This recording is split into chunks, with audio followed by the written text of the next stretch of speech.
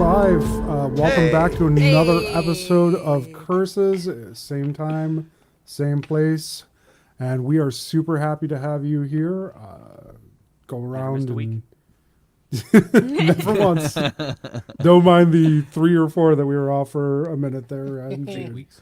Yeah. So yeah. We just at the top here, we will be gone next Wednesday as a number of us will be traveling to Gen Con in Indianapolis.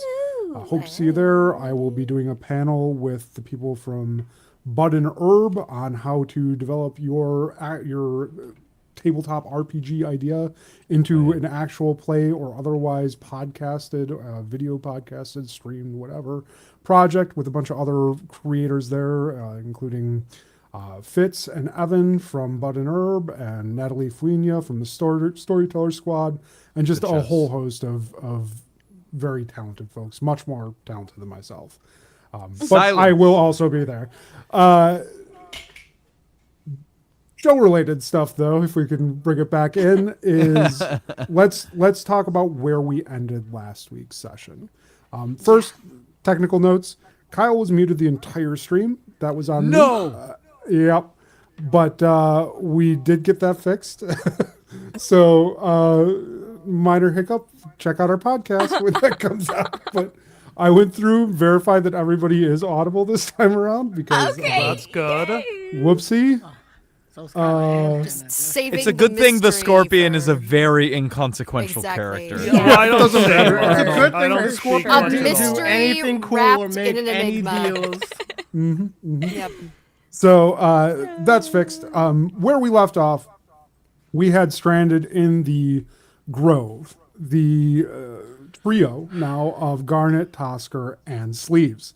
Sleeves had kind of decided that he was a late addition to the party. He jumped through the gate after chasing or trying to stop or at least get close to an unfortunate event happening back in the orchard where the rest of our players are, but carrying his chit, he did manage to end up where Garnet and Tosker are.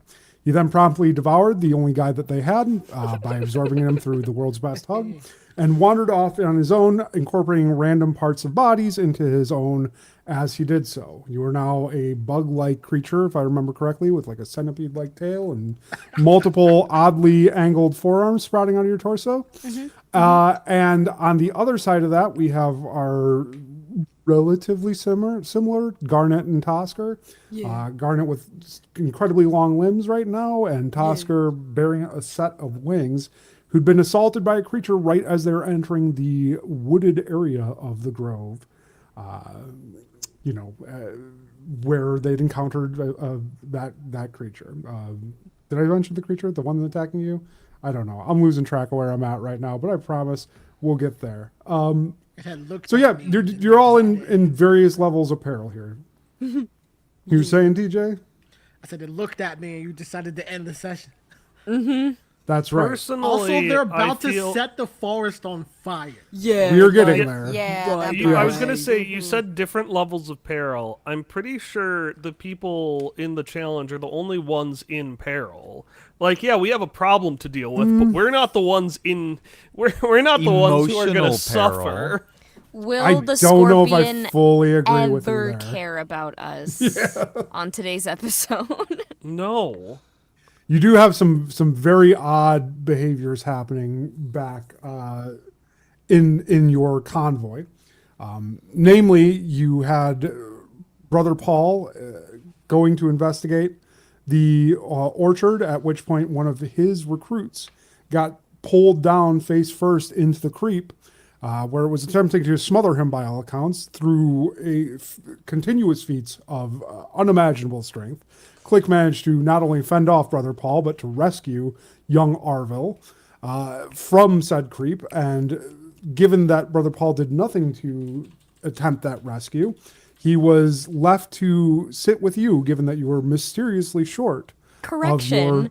It wasn't just that Brother Paul didn't assist with the rescue. Brother Paul stuck that man's head back into the creep. That's very different, Josh. That is very different. I mean, we could quibble over... I'm going to quibble about Brother Paul. I will be quibbling. Catch me that. Brother Paul tried to ensure that fate was fulfilled and you all interfered. And so, the ledger imbalanced, he was all the more keen to see a deal work out with the Scorpion. However, we'll see how that shakes out now, given everything. We ended the session with Rear Captain Oramura, who had come down the line to tell you that, first get your recruit under control, Arvil specifically, who is trying to dive headfirst into your campfire. Also, again, rescued from offing himself. But Rear Captain Oramura, after exchanging a couple words with Brother Paul on his way back, changed his mind and ordered the orchard burned immediately. As you all are aware, once creep is set ablaze, it is not something that you want to stay around. So you have to assume that the first thing happening after this orchard is lit is that you will begin to move. What that means for those of you that have gone through the gate in the orchard into the grove, someplace, at least on its surface, very, very different from the orchard that you departed from, we do not know. But maybe we'll find out tonight. Hopefully we'll find out tonight. I planned this for 2 sessions. And so, what do we got, John? Okay, I know we're only in the recap, but I do have a question. As far as our configuration, we have camps and then we have vehicles, right? So Yes. okay. So the way that this is set up right now is that the path where the orchard is found, the typical path from the Varjaloon back to Eskakale Keep in Gatehouse, where the Hygiean Order is based, is one that leads in a curve around the area that the orchard is. Right now, your Teetle carts are set up in a way that has them following that curve around the edge of the orchard. So it's almost like semicircular in its arrangement. On the inside of that, facing the orchard, you've been instructed to make camp for the evening. And the way that this typically is done is that blankets or other shelter items will be pulled out from the carts, and the carts will be used as a lean-to or makeshift shelter under which you will stay shielded from the elements. At the outside of that, you would build your campfire. And on the other side of the campfire, at about 30, 40 yards, you would have the orchard across the path on which the Teetle carts are currently set. There are, I believe we'd previously stated 12 carts total in your convoy, which would lead to the full complement of recruits. Taken from the Varjaloon, and you are now obviously less than the full complement of recruits, as at least 3 of you are gone, and 1 is gone apparently in the head. So that's where we will begin this evening. Another note, compliments to Pocket Bard, who were gracious enough to grant us a free license to use their audio on stream. Oh yeah, they rip. Love Yep. Pocket Bard. Thanks, So Pocket we Bard. will Thank you. set off tonight with a little bit of background music accompaniment from Pocket Bard. Go check them out. They are a wonderful program. It's really Okay. cool. Let's begin. Rear Captain Oramura stands with his shoulders squared, staring directly at you, Scorpion, as he barks out his command to burn the orchard. As if by invisible hand, you see the other captains tugged forward as each one of them leaps off their carts or springs from bedrolls and begins mustering their recruits to gather things and start packing these carts. The amount of activity is sudden, and the rapidity of it is a little bit jarring, especially for those of you who are new to the Hygiean Order. The night air, as we are still not yet at dawn, is cold, and the campfires, as they're kicked out, leave long plumes of white smoke behind. There are calls that go up, and you see specifically the leadership, including Vizier Hursting, moving rapidly back and forth between the lead convoy cart, the one that houses Grand Marshal Pog and the rest of her accoutrement, and they usher written orders back and forth between different wagons within this convoy. None seem to be coming in your direction, though, as Rear Captain Oromora stands transfixed, as if staring at you and getting a measure of you as a man, Scorpion. What do you do? What orders do you give? You know that the typical orders here would be to strike camp and immediately move to posts. I want to know if that is indeed what you do or if you have other plans.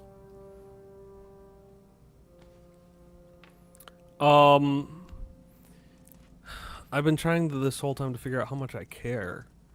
Well,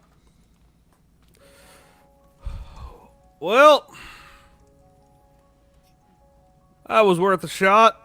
All right, let's start cleaning up the camp. I'm not going to go to help the Grove, but I am going to go to start cleaning up so that we're out of distance of the creep when things happen. Completely fair.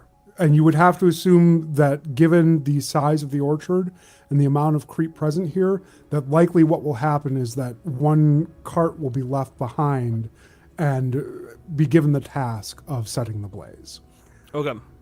And to that effect, as Rear Captain Oromora stands staring at the direction of your wagon, trying to measure whether Arvil is going to move, whether Klik is going to actually start throwing things on the wagon, a courier rushes past him with more bound orders towards the back, the rearmost cart. And you recognize the seal on that, the bright red seal sealed with a ribbon, being that of an order from Grand Marshal Pog. The courier stops briefly at that last wagon, only long enough to hand off the order, and then jogs back towards the front of the camp to retrieve more to deliver should there be any. All right, everyone, let's make our way. We don't want to start growing new limbs or turning into the Dave knows what. When last we left, I believe that Klik was kind of tucked on one side of the cart, listening to what the Scorpion was going to do. If now is an acceptable time, I would like to begin moving forward. I'm going to grab 2 of the nearest torches we can find, and I'm going to find Toolah, and I'm going to say, Toolah, do you trust me? Of course, what are you thinking? Then I need you to do something. And he's going to hand you a torch. And he says, start at the rear.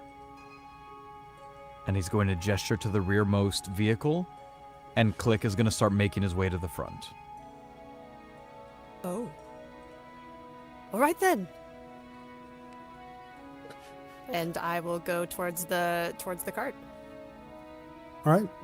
You're carrying torches, heading off towards the rearmost cart. Now, towards the front, do you mean you're heading back towards the front of the cart, or you mean you're... I'm heading to the first convoy. Vehicle in formation.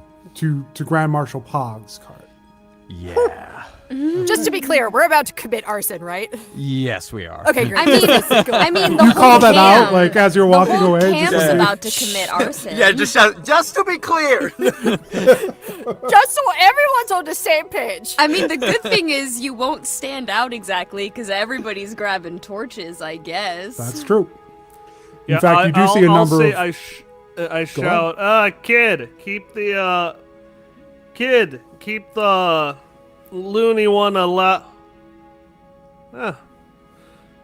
about that? And I'll go back to setting up the camp. Yeah, I'm not going to stop what I'm doing, but I'm not going to go stop him either. Can I get a flat roll from one of you? I just want a d6 and tell me if it's higher than a 3.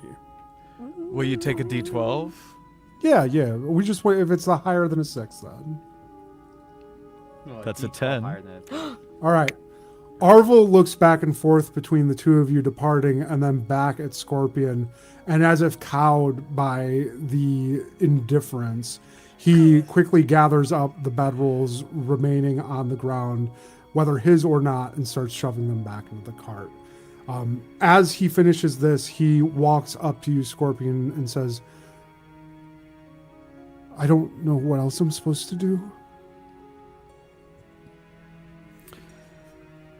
Well, sorry, my brain is still.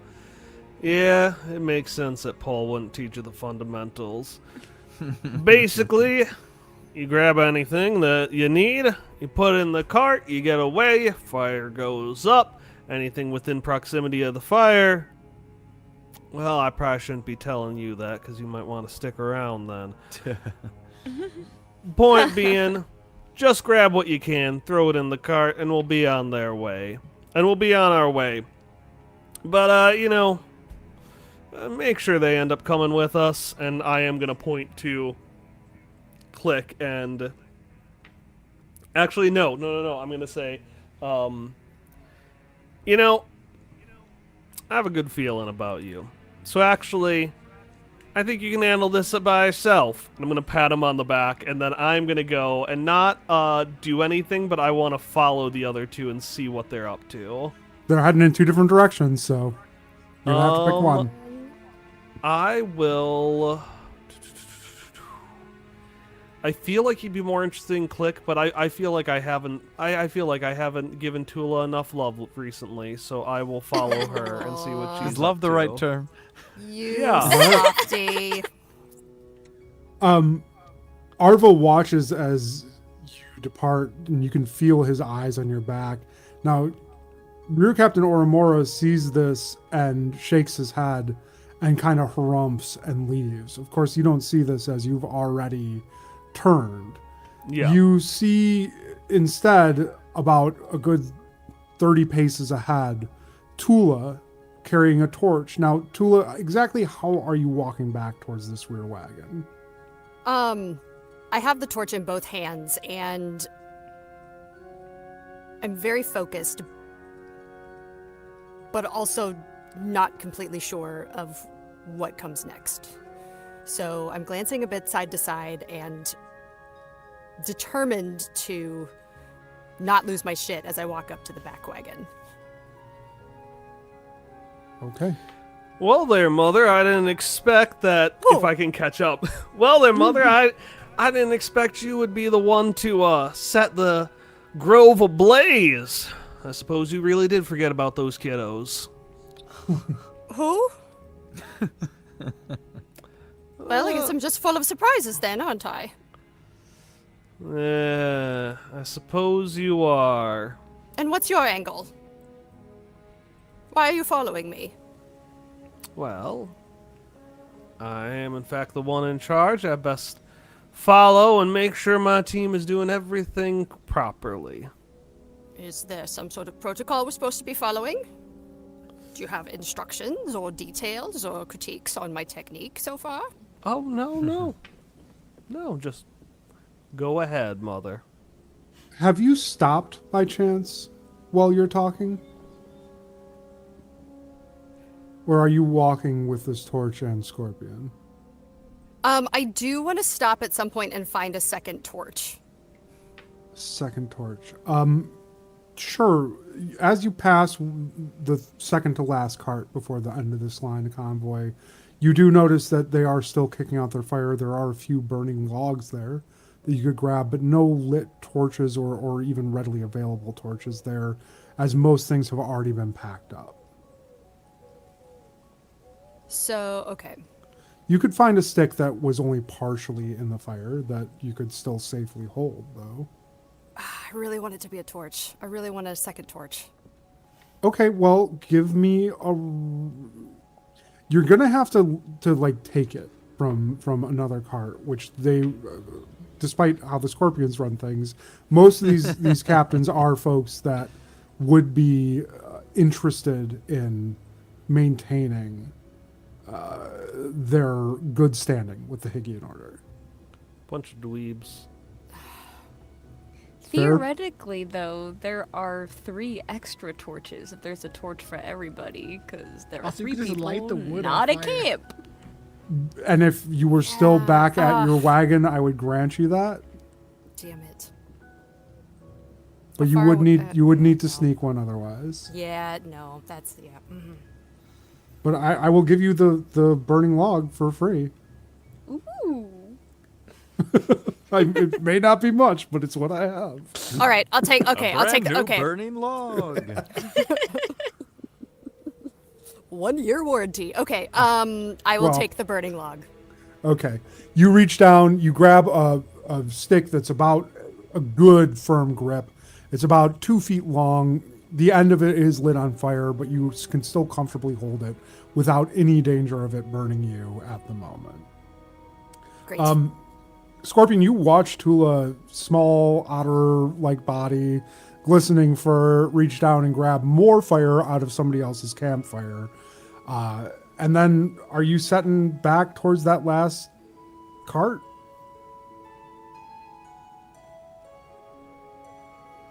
If she, I'm following her. I will whenever she does anything, not illegal, but kind of illicit.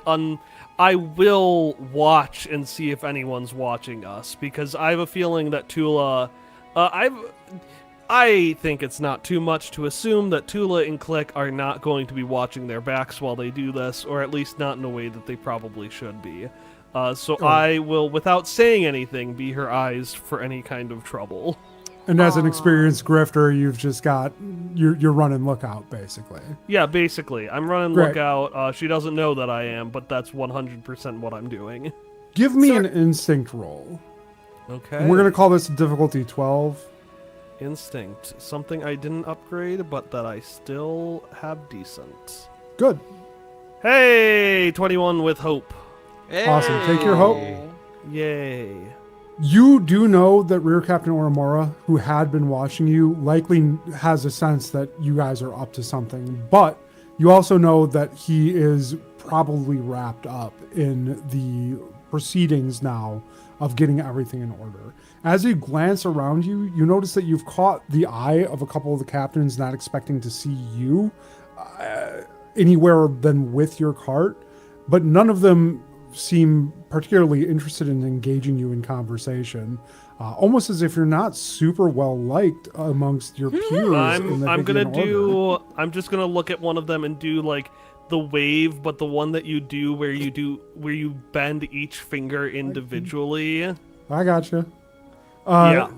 The Spittle-Tusk woman that is serving as captain of this cart looks at you almost begrudgingly as you wave, and then narrows her eyes and sticks a long forked tongue out of her mouth and flicks it, and then shakes her head and turns away. Okay, perfect. Toolah is just side-eyeing you so hard right now. Back with Klik, though, heading in the opposite direction alone, what great new feat of heroism do we have in mind here? You can Klik, make your the way person up. that I should have been following by all metrics. Klik the hero. You have a clear path, essentially, as the undertakings are in full swing of getting this camp struck. You have an unimpeded route straight to Grand Marshal Pog's wagon. And that is the extent of the thought. The opportunity is there, and he's going straight for it. And he is going to try and catch fire to the first vehicle. And as soon as it lights, he's going to move on to the next, just staying as kind of tucked out of sight as he can. He doesn't want to let it get blazing with him standing right in front of it. He wants, by the time they notice the first, for there to be like 3 or 4 ablaze. Okay, you are aware that you have at least a 5-year term of service with the Hygiean Order, and that 100%, and I intend to continue serving. Engaging in this kind of activity is likely going to put you in a disciplinary state, though, with them, and I would not imagine that they would be super kind about or magnanimous in granting you any clemency here. I'm attempting to stay out of... overestimate how much Klik is aware of all of this. Okay. How much this factors into his mind. Sure. I'm attempting to stay out of view, but this is stupidity driven by the fact that he doesn't want his friends to potentially burn inside. Also, there have been some people that haven't been nice from the beginning, so they're So not treating us imagine how nice much worse anyway. I can get. Okay. we'll resolve that in just a second then, because Sure, I think sure. we That's need fair. to figure out what's going on with Toolah before we get to any consequences that may come from that scenario. Yeah. Toolah, no impediments. Scorpion, where you are standing, you see relatively low risk in allowing Toolah to do whatever it is that Toolah had planned. So let's hear what that is. All right. How? So are we? I'd love to know. So, how far from the back wagon are we at this point? Are we pretty much? Have we? You're are we there. If you want to be there, you're there. All right. And what's happening around? Is everybody like distracted? Are they focused on like is the camp been broken down? Yeah, they're getting the last bits of their camp put away in the cart, and one of the human that is kind of taking lead of the recruits there is rolling up the awning that they've constructed out of their blankets and other canvases that they had in their cart, and stuffing that back on top of everything to help it stay bound down to the cart in preparation of movement. The captain, a Riolan man, you would guess, based on the furs that they're wearing, sits low slung on the ground, obviously engaged in some sort of prayer, perhaps, but you keep seeing each of his spindly insect-like arms raise, placing the back of his hand against his forehead repeatedly, and then leaning, and before he begins this strange motion again. Do I have a sense of what he's doing? How religious is Toolah? At all? I think like probably culturally, like she's probably,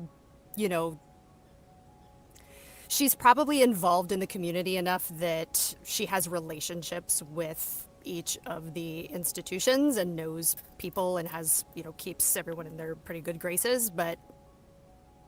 Okay. You would definitely, recognize that this is a modified version of a prayer that is typically engaged by members of the Church of the Bent Trunk. Believers of that there is perfection in imperfection, that what makes us strong are the things that make us different. And this greeting is often associated, this movement of placing the back of their hand to their forehead is often associated with their typical amen-like statement, which is, every day is tomorrow. Okay. Oh, how sweet. Well, perhaps we should give him his time. Are we near the entrance to the back of the wagon where we could put something inside of it?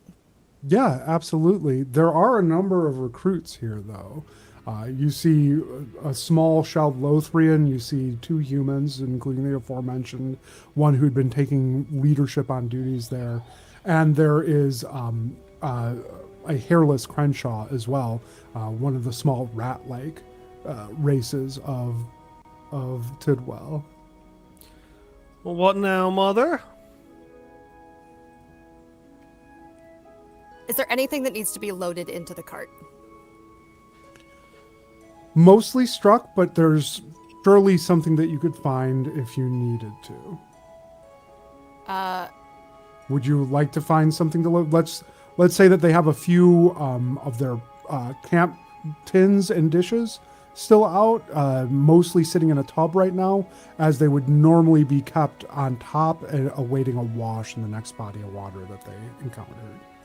What about a tent pole? Sure, I'll give you a tent pole. All right.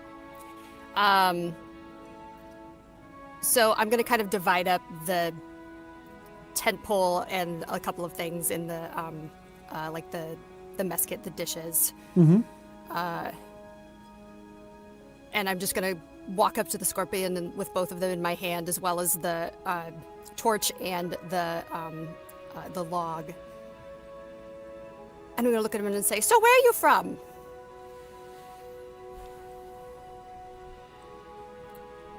Places.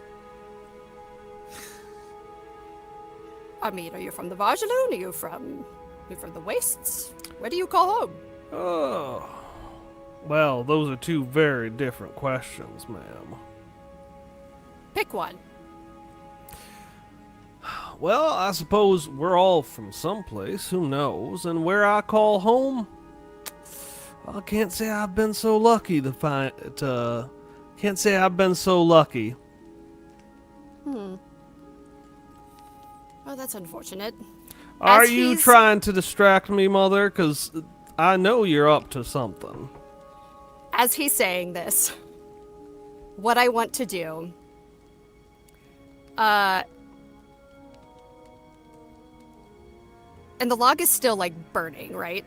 Oh yeah, it's about as intense as the torch that you're carrying. Okay. What I'm gonna do, I'm gonna use Bewitch Okay. on the burning log. Okay. But before I do that, I'm gonna tap the torch to the log and light the torch. Okay. All right. Go ahead So and that's give a me the. spellcast roll. Yeah. Which character or target are you? I would assume it would be a character since there are no creatures here for you to deal with. What I want to do is hand the pile of stuff with the burning log to the scorpion with the and the command to stop Okay. and freeze in place. Okay. What is your evasion right now, Scorpion? I do believe this would be evasion that we would be My up against. Daggerheart's not evasion. real It's geared just towards PvP. and it's not like So- I'm not like I'm just it's very much a like, oh, can you hold this for me for a moment? You know what? I'll let you choose since this isn't something that we normally would do. There's just not, like I said, mechanics really for PvP in Daggerheart, and this is Okay. technically you rolling against a fellow You know- player. So I'll give you either evasion or one of your 3 intellect skills: presence, instinct, or knowledge, as something to roll against. For let's let the dice decide, because I was gonna say that I don't think he suspects her that much, but I also know she's up to something. But I don't know This- if I suspect her to trick me, so I think instinct is the best way to Okay. figure out. So what's your instinct then? My instinct is a 1. Do I just roll it? No. What we'll do is we're gonna give you a 13 then, because it's a D12 plus the 1. This Plus is a 1. difficulty 13 for you to hit with your spellcraft roll, Toolah. Okay. Alright, so the spellcast roll is Whatever your casting is, I believe for you this would be, you are a naturalist, so I think that's Yeah. instinct. I think you're right. Okay.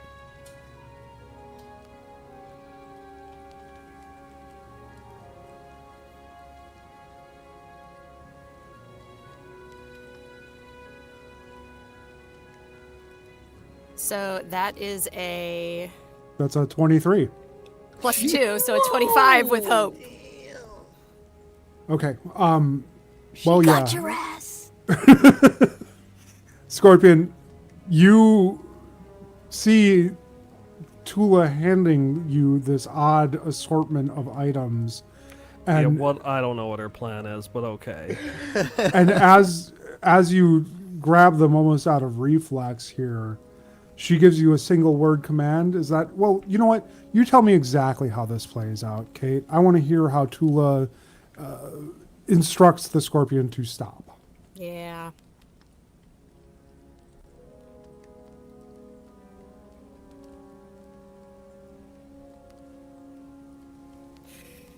Well, Scorpion, if you don't have a place to call home, sometimes you just need to stop and take stock of where you are and make camp for a moment and see what happens.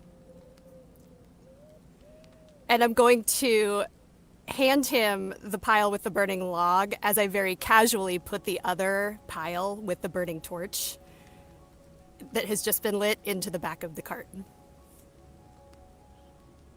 Okay. Scorpion, you are momentarily frozen here. You cannot move, you cannot act, at least in the immediate term here. No Bewitched speaking? itself, no actions whatsoever. Okay.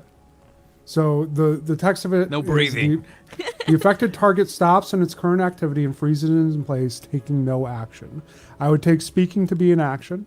So whatever you're currently doing, you're just momentarily frozen. Now, Okay. this is generally meant as a way to like interrupt things that are actively attacking you, but I applaud the creative use of it. I'm going to say until Toolah takes this next action, you cannot move or speak. So, you wanted to place that into the back of the cart, you said? Yeah. Did I hear you correctly? And this is the torch? With the, kind of amongst the tent poles and the, Okay. and the dishes. Lit, though, right? Yeah. Okay. I'm going to need a finesse roll for you on this. And this is going to be a difficulty 14 because there are others there. Shark bait. Ooh, ha, ha. Hang on, let me see if I can buff this up at all. Yeah. The- Yeah, use Yeah, spending experiences. all of your stuff use on whatever me you have and available. not. So it's Oh, gonna be this a is- big this is- bonfire with dancing spiders all around. This is solidly fuck around and find out. Okay, so that's a +2. Okay, yeah, That no, I is would buy definitely that. fuck around Spend the and hope find for out. it. Yeah. All right. All right, so finesse. Oh, it's a critical. Away. Golf claps all around. Oh, The fuck yeah. snake eyes critical is something else to see too. It feels right. It does. Toolah, as you approach the scorpion staring at your back, you casually mention, that if he has no place to home, he should stop. And you toss a little wave to one of the onlooking recruits that had just finished packing up their cart. And he looks at you and smiles a little embarrassed and then tucks his chin against his chest. And you walk right by them and deposit this in the back of their cart. Now, the flap overhead still hanging open. You give one cursory glance around, seeing nothing left out. You close it. And behind you, as you walk away, you can begin to smell the stench of an oiled canvas smoldering in the back of this cart. As she walks away from the cart and the scorpion standing frozen with the log in his hand, still on fire, she starts to smile and she wipes her paws on the front of her overalls and goes towards the front cart to find Klik. Okay. Scorpion, you witnessed all this happening. As soon as Toolah walks by you, you find yourself with your agency again. However, she is rapidly moving away from you and is a good 5 paces to your rear at the moment. You have a choice to make. Are you going to do anything to prevent the cart from burning or alert anyone there, or are you turning around?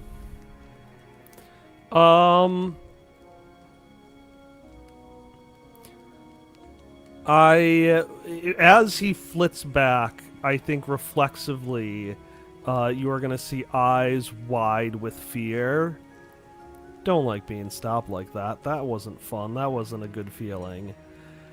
But then, just slowly and steadily, taking a breath, letting the mask go back on, shrugging, throwing the log just onto the pile of burning stuff and going on my way. I'll see what Klik's up to. I know I'm Okay. going to arrive very late to the game, but gotta check up on everyone else. It's not going to be. You're not frozen for that long.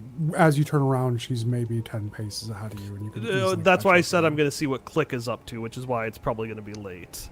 Oh, for whatever's going on there. That's fair. Yeah. Like, I saw what Toolah did. I'm very impressed. Mm-hmm. I don't feel the need to keep following her. Like, Totally fair. yeah. You were heading back towards Klik anyways, though, right, Yeah. Toolah? So Yeah. you're all going in the same direction. Yeah. Let's find out what Klik is doing. Klik, you approach. What's the plan, buddy? You approach this lead wagon, and you can hear Vizier Hursting inside talking in a very insistent but demanding tone. And then you hear the bark of Grand Marshal Pog in response, as they're obviously arguing about something inside the covered front tent here. Unlike the others on this line, they have a fully encased and enclosed cart that is obviously meant to house people and not supplies. Do I get a sense of what they are arguing about? Tell me how you would get a sense, and I'll tell you what you would need to roll. I don't think Klik has the time to stop and listen. I think this is pure adrenaline and instinct, perhaps. I don't know if this is something new or if this is something tied to the memories he does not have, but he's on a track and he can't stop it, so like he will pass by it, but his number one priority is staying out of view for as long as possible to get this accomplished. So yeah, it's very just like passing, like, what words do I hear? Sure. Give me an instinct roll, difficulty 12. You won't get much information out of it, but Makes maybe you'll sense. get some. Okay. I'm not gonna use any of my stuff just yet for this one, because either way, I don't think he stands a good chance of it. 12. Wait, that's a crit. Oh, snap. Fuck me. Hey, All right. Hey. Back to back is kind of wild, guys. Sometimes the dice just decide, Josh. Maybe some kind of They like do. stream event true. that goes Yeah, off. when we crit. little confetti. Yeah, no, I'll get right on that. Dancing spiders pop up on screen. I'm Oh, sure. yeah. I'm we sure need that the I little can have dancing something reeve like that. spiders every Oh. time we have a critical. Yeah, we need that I like graphic. that. I like that a lot. I do like that as well. The twerking Get spider. Emily on it. Yeah. Okay. Oh, the twerking spider. Each You butt walk cheek has by- a 12 on it. You walk by,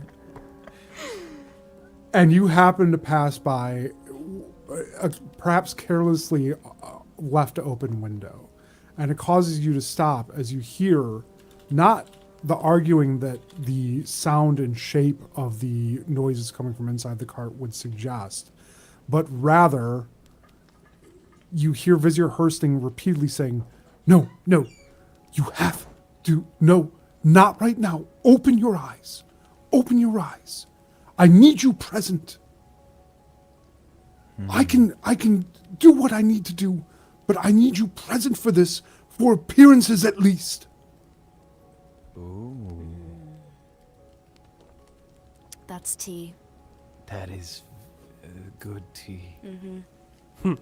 Okay, he hears that, he files it away, but he needs to keep trudging on with what he set out to do.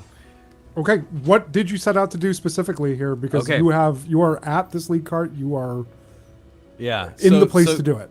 tucked away on the side that will keep him most out of view of people. You see, he's kind of shelled up as much as he can, and he's just kind of gonna hold the torch up to the vehicle just long enough for it to catch, and once it catches, he's gonna scurry along to the next one and repeat the process as much as he can, as quickly as he can.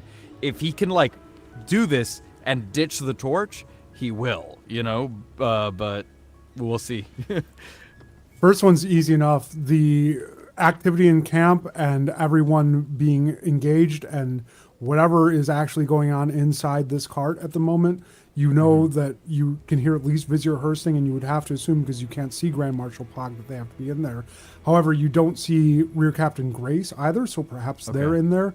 The only Rear Captain that you see in this order at all right now is Oramora, and there were a total of 4, including Vizier Hursting. Okay. So, And to be noted, I think when, because obviously I have an image of a vehicle in my head, but I don't know how much that lines up.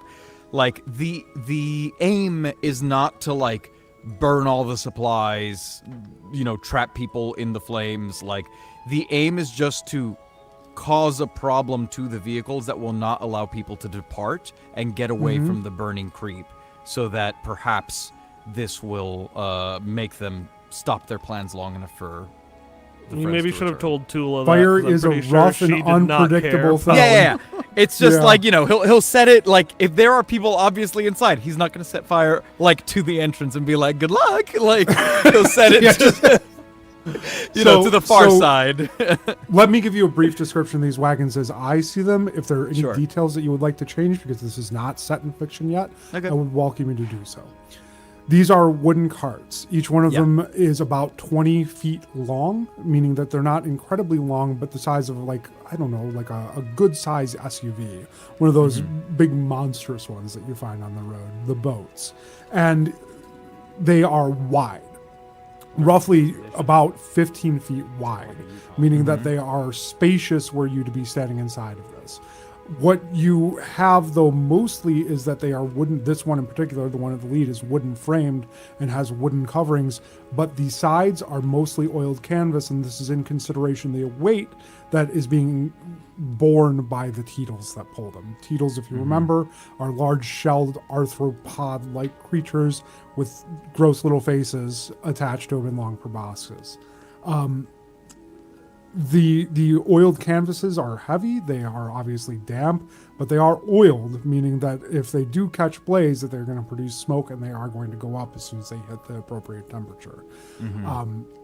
Similarly, the ones that are not this lead wagon are low-slung versions of the side with high walls that are generally tarped over with the same style of oiled canvas, and these will bear supplies that you will either sit atop while you are traveling or walk beside. Typically. Any details on there you want to change, feel free. I think that mostly tracks with what I had in my head. So I think Klik is likely trying to set flame to like the front left quarter. So once there are enough of them, if they catch it before the canvas, like it might not be totally bad, but hopefully some of them will be up by then. All right. You catch this first, and surprisingly or unsurprisingly, it being the dry season, it tinders pretty well, and the flame starts to rise along that front wheel where you have touched the torch to it. You make your way along the outside rim of this on the side opposite the orchard, moving to the next, knowing that most carts are loaded towards the interior. Nobody pays mind at this point, and with the commotion inside the cart, there's no one sitting in the driver's seat at that moment. When you get to the next cart, though, you are confronted with a captain there who is an Isden woman, tall, kind of hunched forward with a fringe of pink gills on the front of her face, and she locks eyes with you immediately, and she says, "What? You are not one of mine. Who are you, and what are you doing here?" 1 second, I'm looking at some of my options. I like to believe this is in character. Just 1 second, I want to see what my options are. Yeah. he pulls out a notebook. Just gotta look into. Didn't think that far ahead, ma'am. It is shell. Wow. I didn't think I'd get this far. If Klik sees this woman look at him, we'll immediately use Veil Step to like opposite side. Totally fair. You can move to the opposite side of the cart where there are other recruits currently, battening down the last bits of their goods into the cart. I will give you a roll now. I have so much fear here that I am tempted to begin using it. Yeah. Well, we got hope, so, there. You move to the other side of that cart. I am going to spend a fear, though. That's fair. But not for her to notice you, but for the fire to increase in size on that lead. That's cart. fair. Ooh, And that's the good. reason That's that she good. does not notice you is that as she looks to where you had gone, she gives a glance around, her eyes come up and sees a pillar of decidedly black smoke, and not like the white coming off the campfires being extinguished as it rises, and there's illumination coming from that front of the cart. And she looks back at her recruits, glancing right past you and not registering that you're there, before she yells out, "Fire! Fire!" As and that happens, raises the alarm.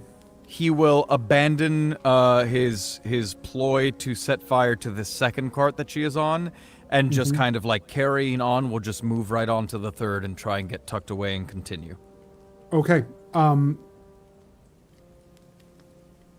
This is relatively easily done, given that there is a now commotion as people drop what they're doing, stop their last bits of tying up the camp, and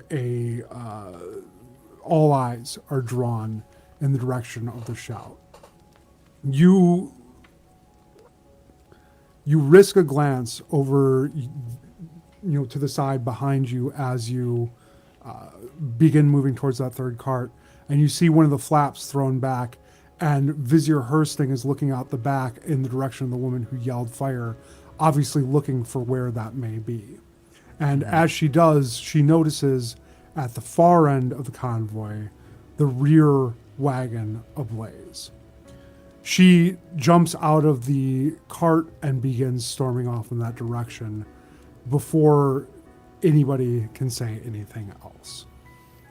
Okay. Scorpion, Toolah, you've made it to the fourth cart. You get a glance of Klik as he drops this torch on the ground. It is on the ground, correct, John?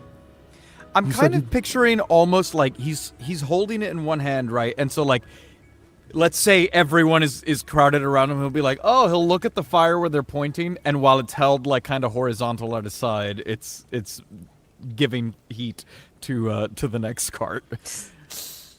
So it's coming Give me from a finesse underneath. roll, difficulty 14. You got it. Okay, I will use. This is what I was ready for. I want to use Tapped into the Ether. Once per scene, spend a hope to add knowledge to your next roll.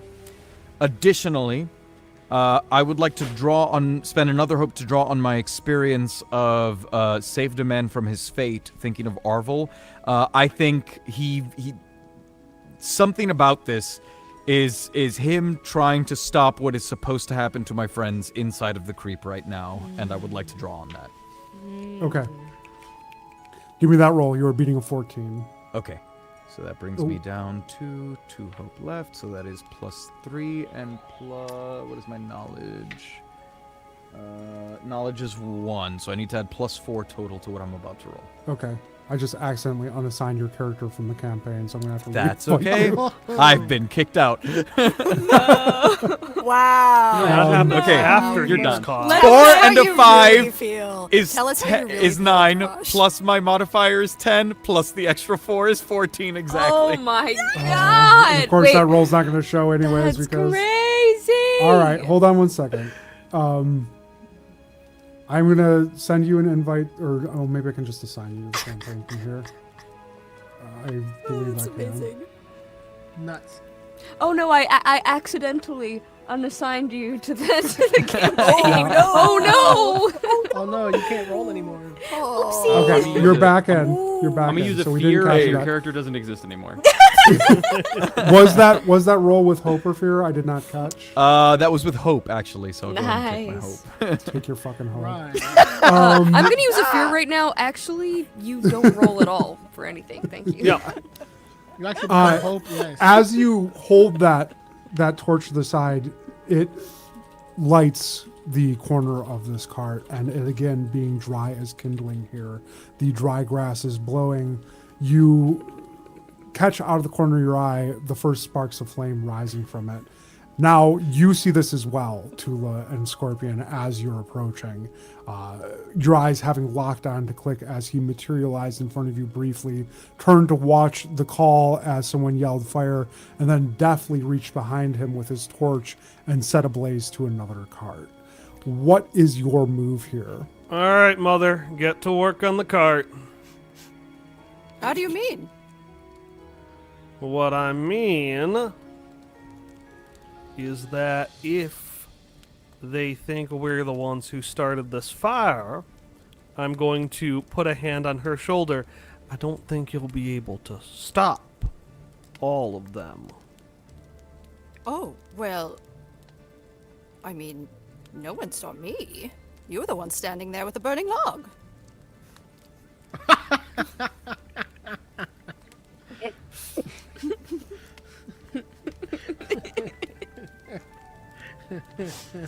I'm gonna spend a hope and teabag the scorpion.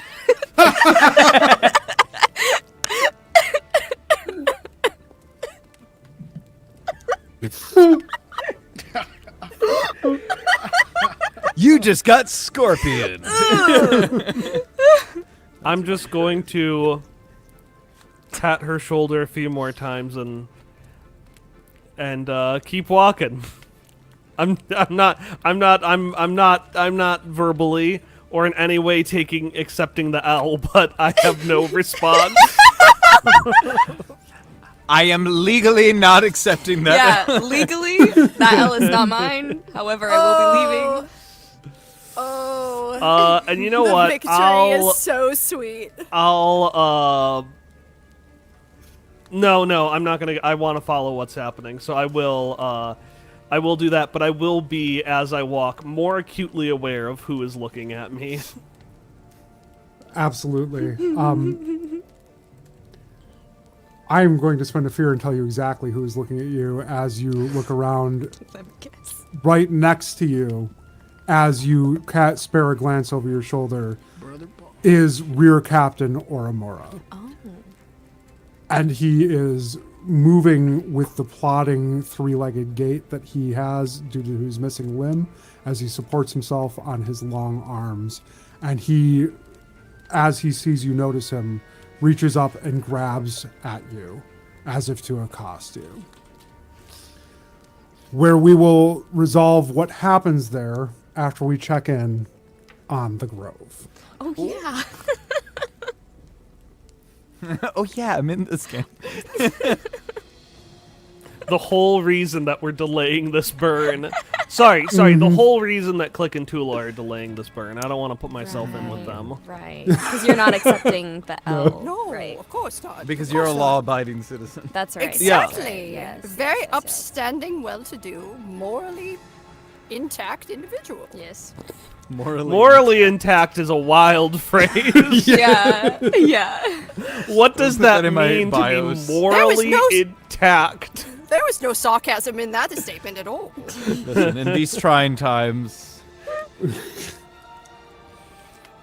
Athan, Yes. as Sleeves is standing there, his body shaping wildly Yeah, I'm around swimming in the him. lake. Yep, as you are submerged partially in this water, you hear I got a your shout. This is for You your hear- TikTok. I got. Oh, there you go. Yes. Yeah. Great camera work for when this is eventually a podcast. Yeah. Yeah, it's great. It's perfect for an audio medium. Yeah. As you are, semi-submerged in this water, you hear a scream rise behind you, or more a shout, I would say, as one of your companions has been struck by something.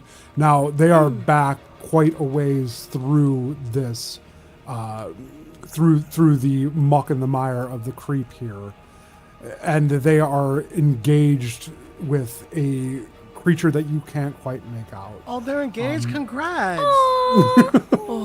It was beautiful. I got married at the Grove, and yes, there was creep everywhere, but that price can't be beat. It was so Yeah, that's creepy, right. but it was Very so affordable. Nice. The So atmosphere. nice. So The creepy. atmosphere. I loved it. Oh man. All I right. rolled to see if I hear them because I assume that I might be underwater, but I got a crit, so I do in fact hear them. I'm okay with this. I'm glad you spent it on that. So immersive. So yeah, I have an idea. hold on. We should get married. We should get married. You definitely. Let's hear your idea, Garnet, Well, Hannah. I just got attacked by the bat thingy. I want to absorb it. Oh, we're still on sleeves. Okay. It's not currently touching you right now, so Yeah. I like the idea. I will say that we probably want to wait to resolve that with a roll, however. So let's deal with, are you doing anything having now definitely heard clear as day as a clarion bell through the grove here, the call of Garnet after being struck by this creature? You know, unfortunately, I think with considering how much I've committed to becoming, I'm now a centipede at this point. Has anybody seen I forgot we Tusk? were doing some human Yes. centipede stuff. Right. I'm full walrus in the water at this point. Okay. And I think that I trust my team, and I know we have to go split up, and so I'm gonna continue going the direction I'm going, even with them in danger. Because if Perfectly we get stuck fair. in here long term, that's more danger. I hope they remember that when you eventually encounter something in here as well. So let's resolve what is actively happening then with Tosker and Garnet. Garnet, you have been struck, raked by the claws coming around and grabbing at your mossy substrate. And despite having received nominal injuries in the past, Gorons don't generally feel much pain, being mostly comprised of inanimate materials. This hurt, however, and you feel it. And as it squared up with you, arms raised over its head, wings held akimbo, Tosker, you were stationed immediately behind it, if I remember correctly, opposite. Since I will spend another fear to have it take the first... Because she had threw me. Yeah. Yes. I And it had feel come like- down from the canopy Okay. and striked at right. Garnet and then Yeah. landed. Behind, yeah. Does my Yes. filed under impossible trigger when I see it? Does it trigger what? When I see it. Because, like, it says whenever you encounter a manifestation of creep, a hard athotaxia specimen, or another phenomenon that defies natural or institutional explanation, make a knowledge roll to categorize it, although I have cross-reference, so I wouldn't have to roll. It just happens, and then I get one of the effects. Yeah, and I think what's going to do the most lifting here is manifestation of the creep, actually. So, go ahead and you can use your file to under impossible. Okay. So I can either predict, ask you one question about what it'll do next, and you have to answer truthfully. I can contextualize. I've seen this before. You and all allies add +2 to the next roll made against or involved in this phenomenon. I haven't seen anything like this before. Right. And demystify, describe it to nearby characters, anyone within close range, become immune to non-physical, so that wouldn't matter. So basically, ask you a question about what it will do next.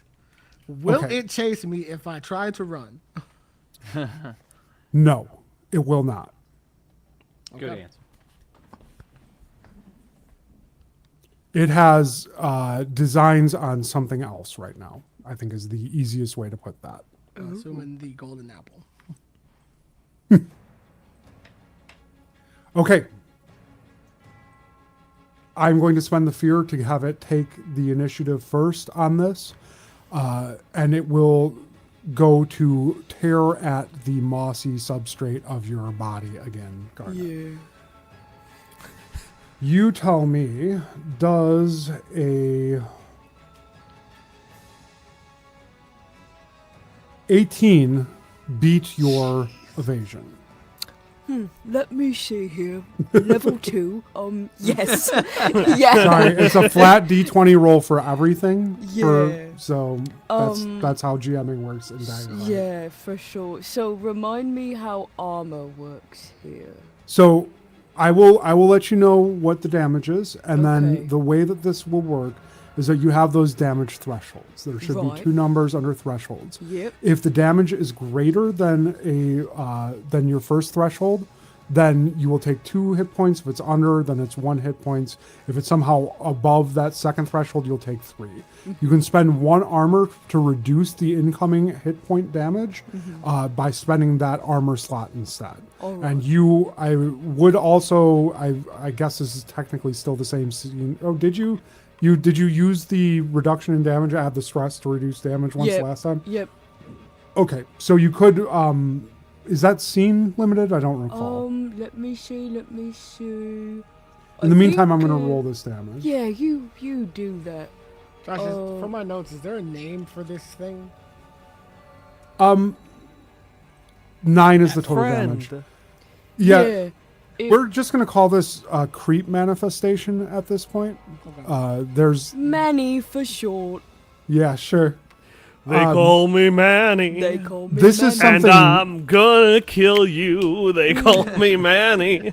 Hey. This is something you would know, Tosker, being a fan of creep in general, or at least having studied it previously. You would know that this is on site, definitely comprised of creep, but you have never seen creep mimic anything else other than vegetation previously. I just wanted to know if you had like a name for it for when I reference it later. Yeah, you'll have to come up with one because one does not exist in this world yet. Fair enough. It's gonna be called a John. No. That is a once per scene ability. Okay. So this is still technically the same scene as we ended on a cliffhanger last session. Every time you enter into a new section of this grove, which there is only one more beyond this, you will reset the scenes there, though. All right. Sweet. So 9 total damage. Would that be first or second threshold? That would be first. Okay. So you'll take 1 hit point. All right. Or mark an armor. Do I get armor back? Yes. You can spend a downtime action repairing your armor. Then I will mark an armor. Okay. How do I do that? Armor for Gorons typically would be the actual rocks that comprise their body. So the way that, and you would know this as a Goran, like you can basically disassemble yourself and reassemble yourself, as we saw with Tenrag in the last session. Right. When you disassemble, at any point you can incorporate other rocks into your being. Gorons are more an amalgamation of inanimate objects given life through some means that's not fully understood by most, maybe not even most Gorons. And so that would be how you go about repairing that. You mark that armor as this creature that resembles some kind of like squirrel rat monkey comes up and swipes at your moss and grabbing a fistful of it, grinds it out from between your rocks and holds it and raises it up to this goopy kind of half-formed mouth in what you guess it would call a face and shoves it, hand and everything, into its throat. Well, that's not very nice. It spends a moment doing this, and in that time, we can take an action from either one of you. I would love to use my elongated limbs and my experiences in creature handling and my new experience from the level up I'm calling Creep Touched because of my long limbs there, to try to absorb it and hopefully absorb the moss it just ate back into my body. You reach out and you touch this thing, and as you do, you find it unpleasantly yielding. You push your elongated forelimb into it as if you were going to grab it, but it almost as if it were fluid in some way, moves around it, and you feel the grip, the same grip that you feel when walking through the creep, now on the hand that you have touched it with. You get a momentary sense of something corrupt, something oily, something sick.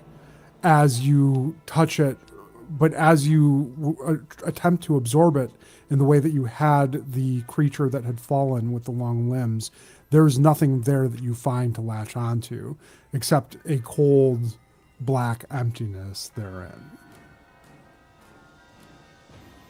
All right. Was that an action? Because I do have hand runes as my weapon if I'm anywhere. If I'm in there. If you're, as soon as you feel that, feel free to take an action. All right. Let's see. Because that deals D8 plus 2. That deals D10. But I would... Sorry. I have my hand runes, but then I also have my conjured weapon, and they're both the same. Yeah. You can use either one. I'm gonna use my hand runes. So as Garnet goes to try to absorb the creature, he's trying very hard not to be afraid of change in this moment. And when it doesn't work and he feels that grip on his hand, sort of as a fear response at first, Tosker and maybe Slaves, but Slaves is doing some kind of swimming in the background, so maybe not, will notice these blue carvings in his hand, the rock in his hand, light up as he just sends a burst of magic to try to get it off him. Okay, give me that roll. Alrighty, let's go.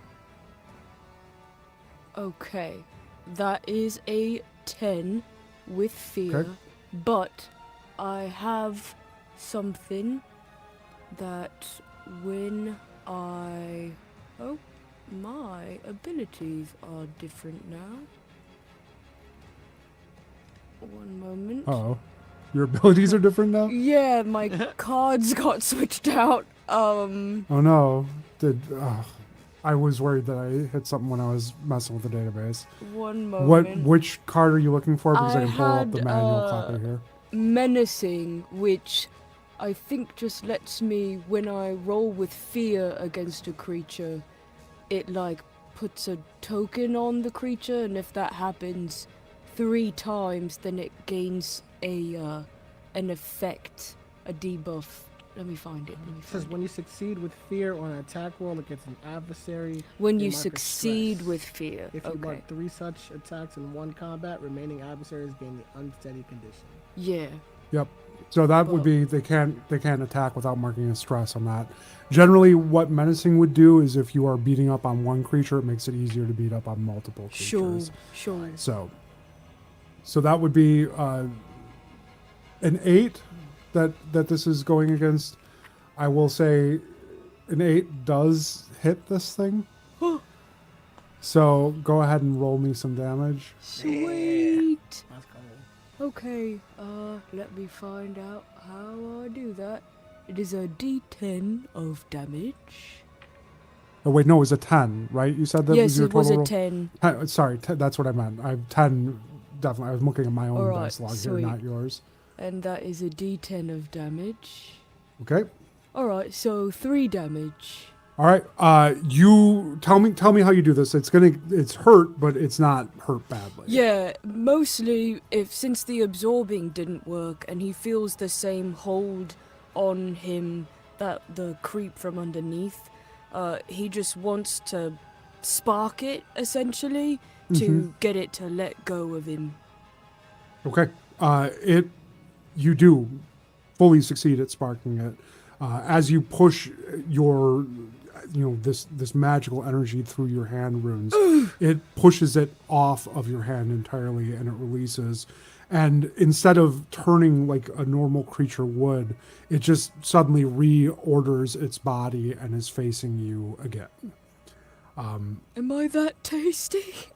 You I've rolled never with tried fear, them all. correct? I did. It's going to make another swipe at you. Yeah, I bet it is.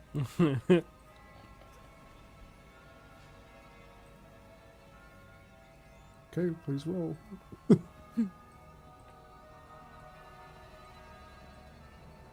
course, now it's not gonna pull up my dice. I see custom. Oh no! Oh yeah. Let me refresh the page. 10 Rad was nice. I need to spend more Tenrad money. was nice. I wonder how he's doing. Good guy. I don't Not know well. if he's doing much of anything Not- these not days. great. I heard he's taking a nap. Don't you dare hitting him with the who? Oh my god! F in the chat for Tenrag, everybody. And people say I'm the mean one. Oh, snap. Okay. Yeah, Toolah came out swinging today. I don't know how to feel. Proud. Yeah.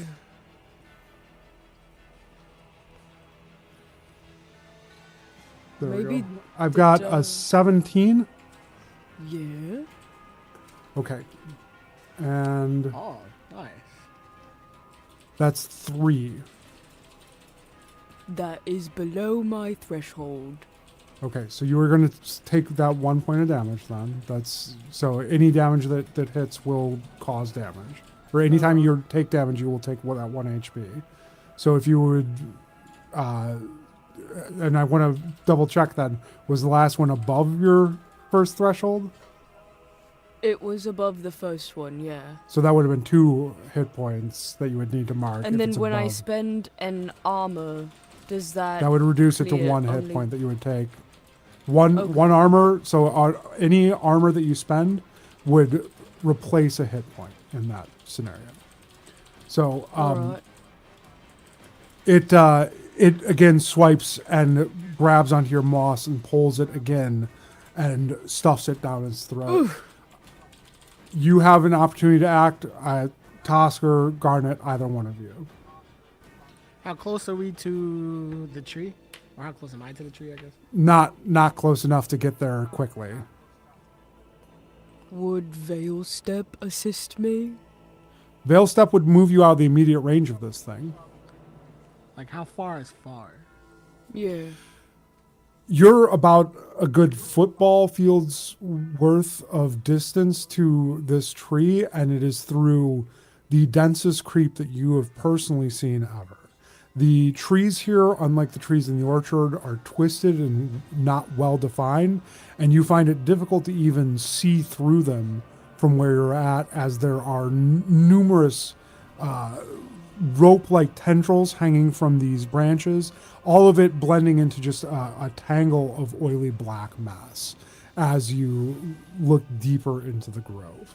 So it sounds like we gotta deal with this thing first.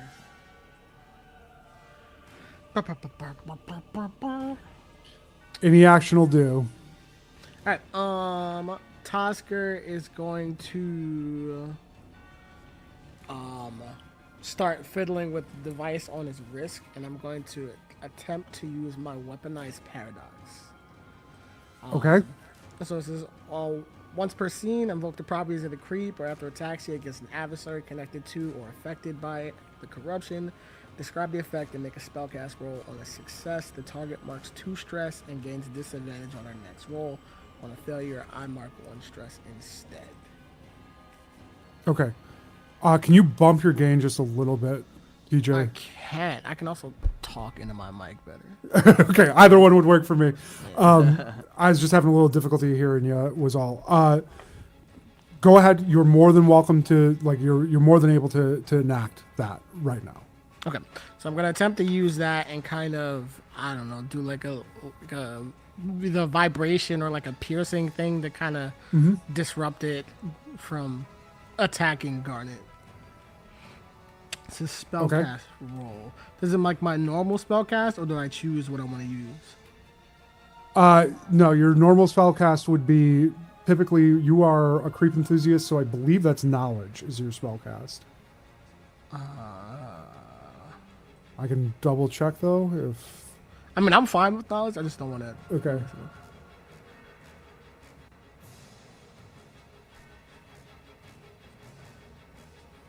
Knowledge would help me a lot.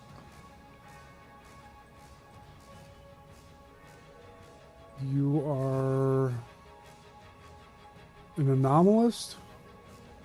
Yes. So yours is actually instinct Okay, as an anomalist. it's fine. So I'll roll instinct.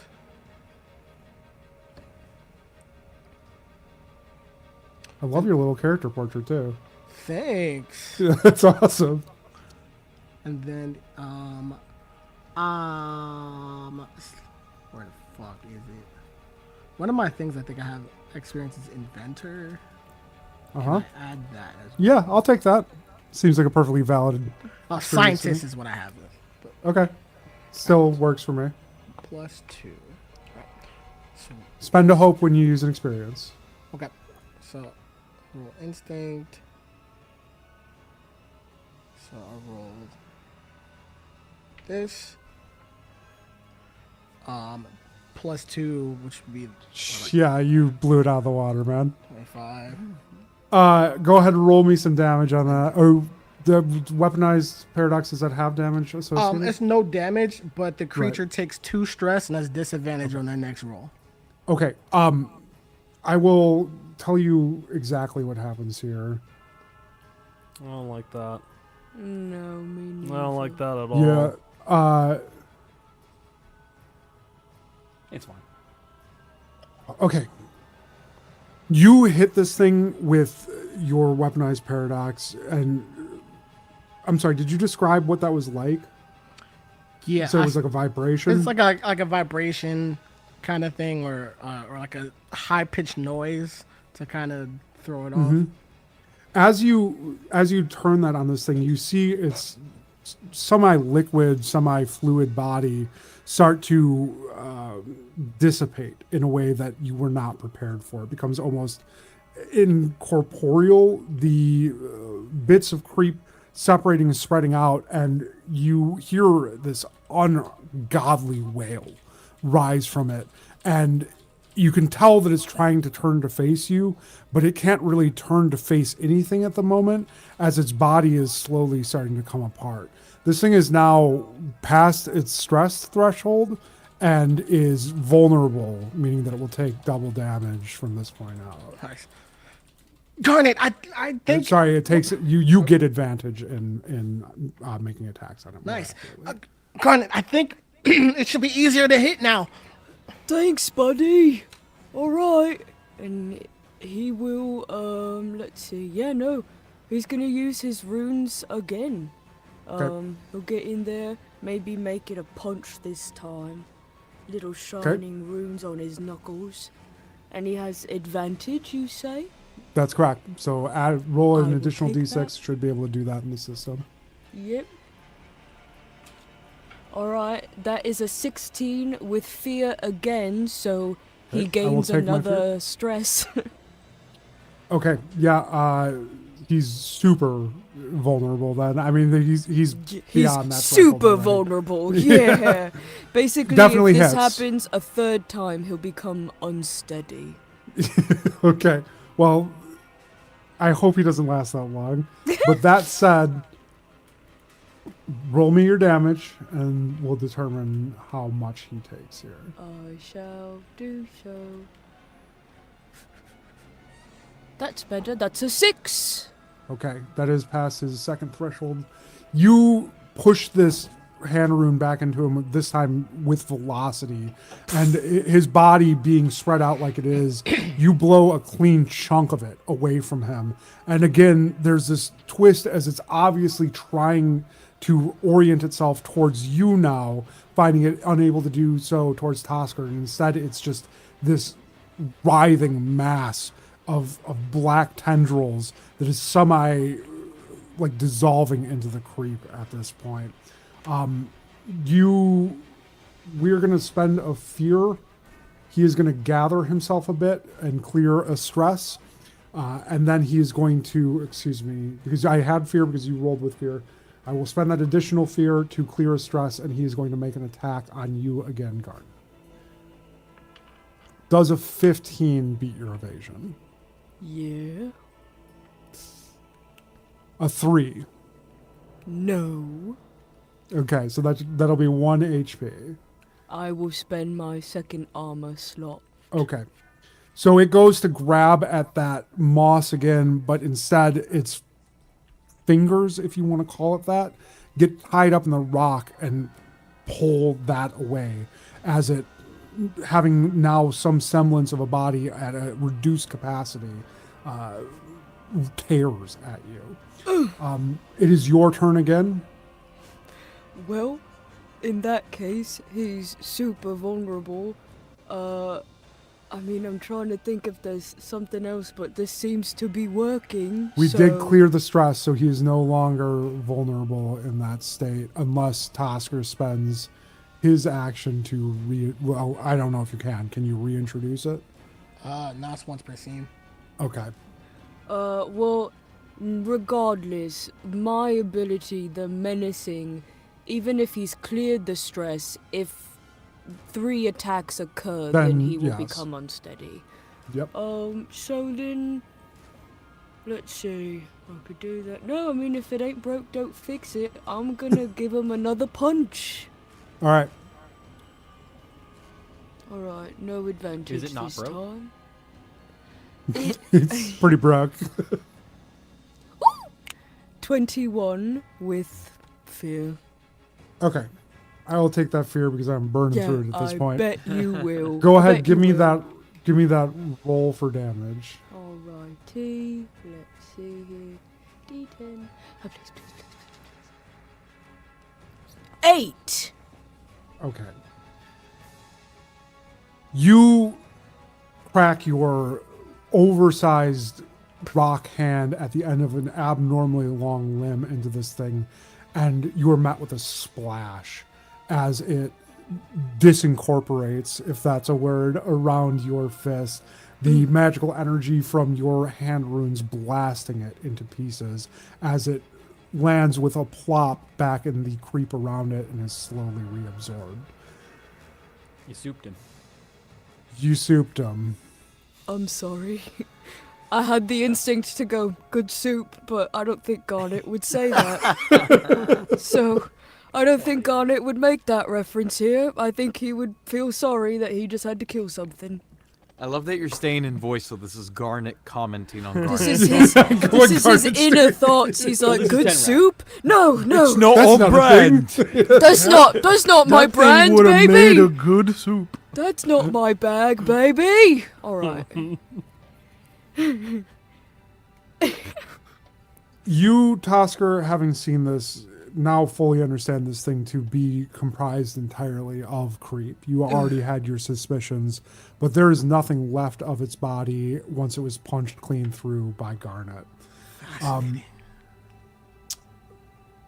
Where Sleeves is in the lake, you can hear the sounds of this battle through your preternaturally incredible hearing, apparently.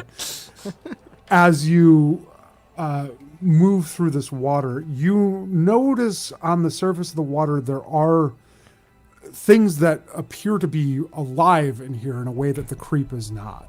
There are flashes of green as you pass what can only be described as like a lily pad-like structure. And give me a sense, you're still moving towards this, you're heading to the west? The red tree. You're still moving towards this red tree, correct? Yeah, I'm swimming towards the tree. I cannot hear a word you're saying, man. I'm heading towards the tree.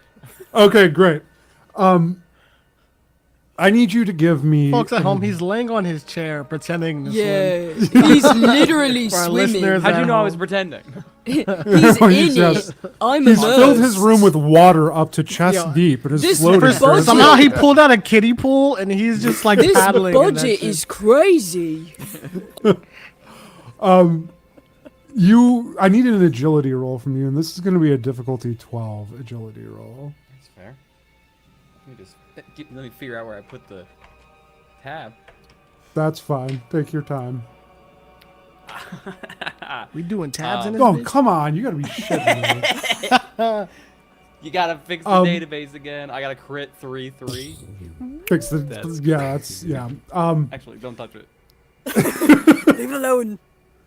You... I swim great. yeah, you're great. apparently. You gave me all these legs. To be fair, I've never seen this many crits in a session running this game before, but this is awesome. First time for everything. Yeah. Just So cook. You feel something brush past you, one of your many limbs, and it momentarily wraps up in some of those limbs, but the limbs being what they are now, rapidly kicking and moving and causing you to glide through this water with relative ease, it releases you as soon as it touches you. But you are aware that there is something below the surface here. Yeah, by I've been your aware before I got in. fair, you by your like giving it a quick glance, you would say that you're probably a good hard swim towards the opposite shore, but you could make it given some effort. I'm gonna blitz. Okay. Now, this is going to be an agility roll. However, it is going to be a more difficult one. I am not going to tell you the difficulty at the outset here, because I got 24 want to see with if you hope. crit again. Does that Well, help? Yeah, man, it helps. I swim good. Take I your told hope. you. Have you been marking your hope for every one of these crits too? You get a hope for those. I have so. been. I've been full on hope for a while. Okay, great. That's I don't that's really- a Well, hopefully I nice give you a- tension you have there. It'd be a shame Yeah. if something happened to it. Oh, we get Yeah. hope for crits, you say? You do. Well, I apologize if that was not clear previously, but yes, you mark hope for crits.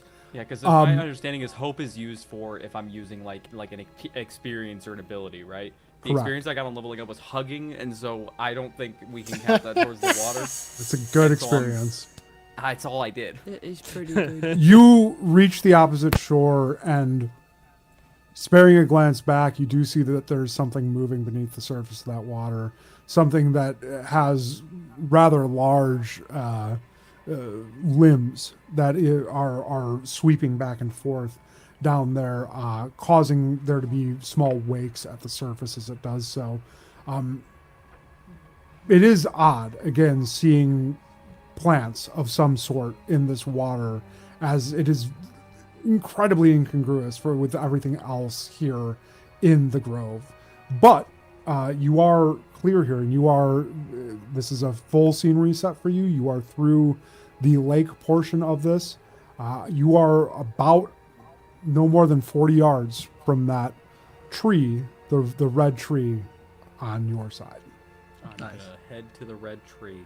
Actually, how am I on being sticky? Where you're at right now, you're not sticky at all, because it's going to be 3 actions free of this water now before you are. I'm gonna head to You the set off towards that tree. The one thing you notice about this area, that this end of the grove that you're entering, is that it is teeming with creep in a way that isn't very typical. It appears to be ordered almost geometrically below you as you move through it. The patterns are awful difficult for you to make out from where you're at this low to the ground, having completely reconfigured your body at this point. Just a little sleeves head floating on top of this Cronenberg-esque assemblage of limbs. You're free to keep moving. You're free to investigate any of this. You let me know what you're looking to do. Yeah, I'd like to get higher up. Is there anything I can climb or absorb with to get taller nearby? Like, You want to get higher up? I want to get above this. There are... I'm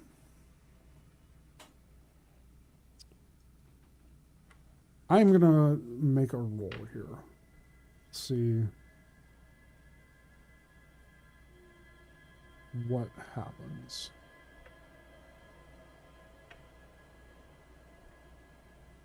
Okay.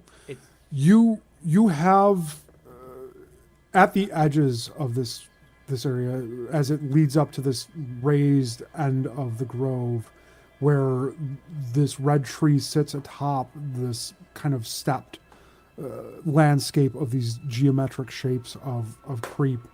A number of towers that have seemingly self-assembled that are all the same oily black as the creep on the ground. You could potentially make your way over to them in order to get a better vantage of that, but it would involve scaling the creep as well. What is...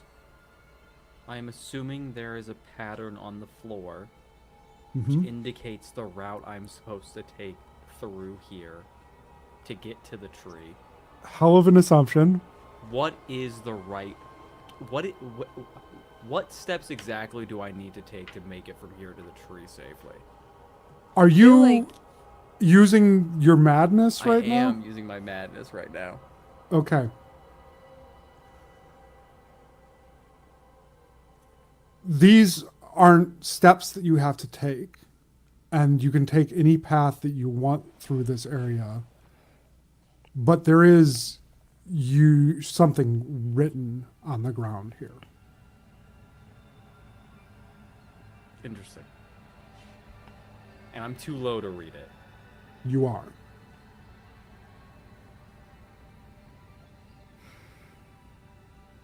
Am I able to tell the orientation of it? Give me a knowledge roll. Well, I'm -1 in knowledge, so let's get a crit. I got a Sure, 21 with hope.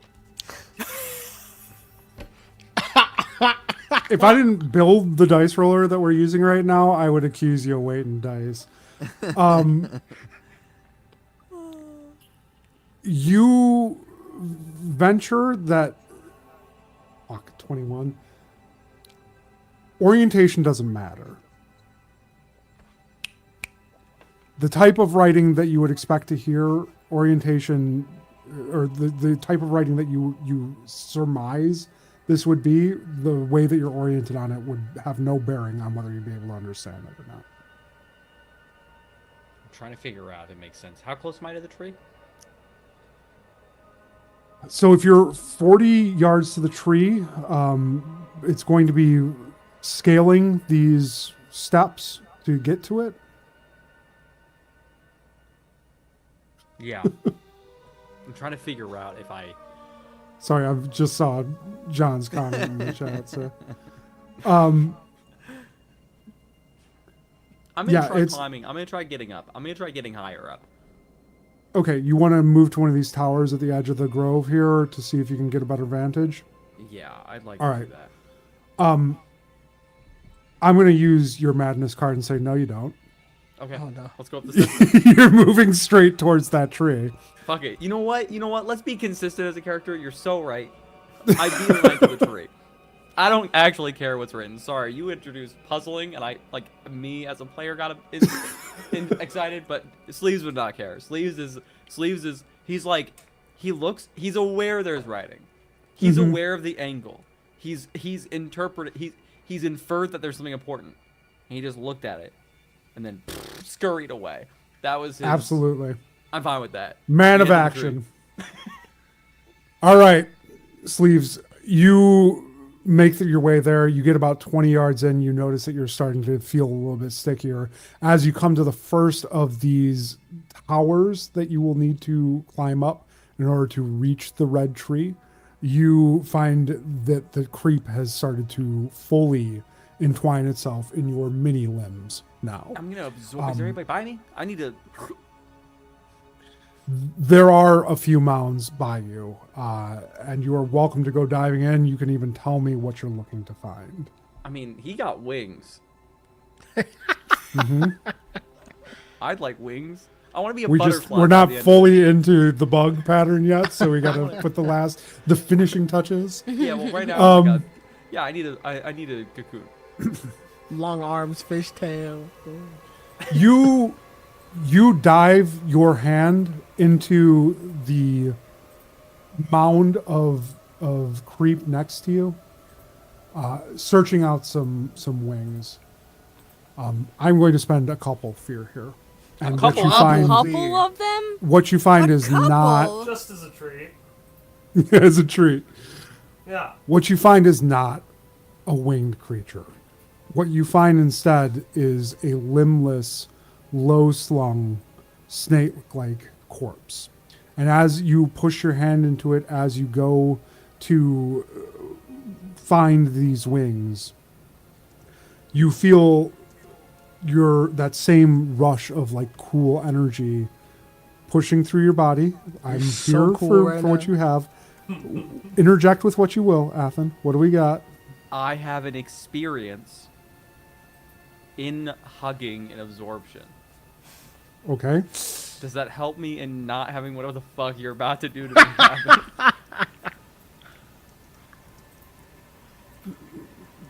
I don't know, man. Are you Okay. rejecting change just based on No, the I'm fact just, that there's let's change? just- you know what? No, we're kidding. Yeah. No, okay. All right. I mean, you can fight this. I want to be very No. clear. You can fight this. No, sleeves is It's not what you expected. Sleeves is a lover, not a fighter. I think you're turning me into Tusk. I think I mentioned a walrus and you went, great idea.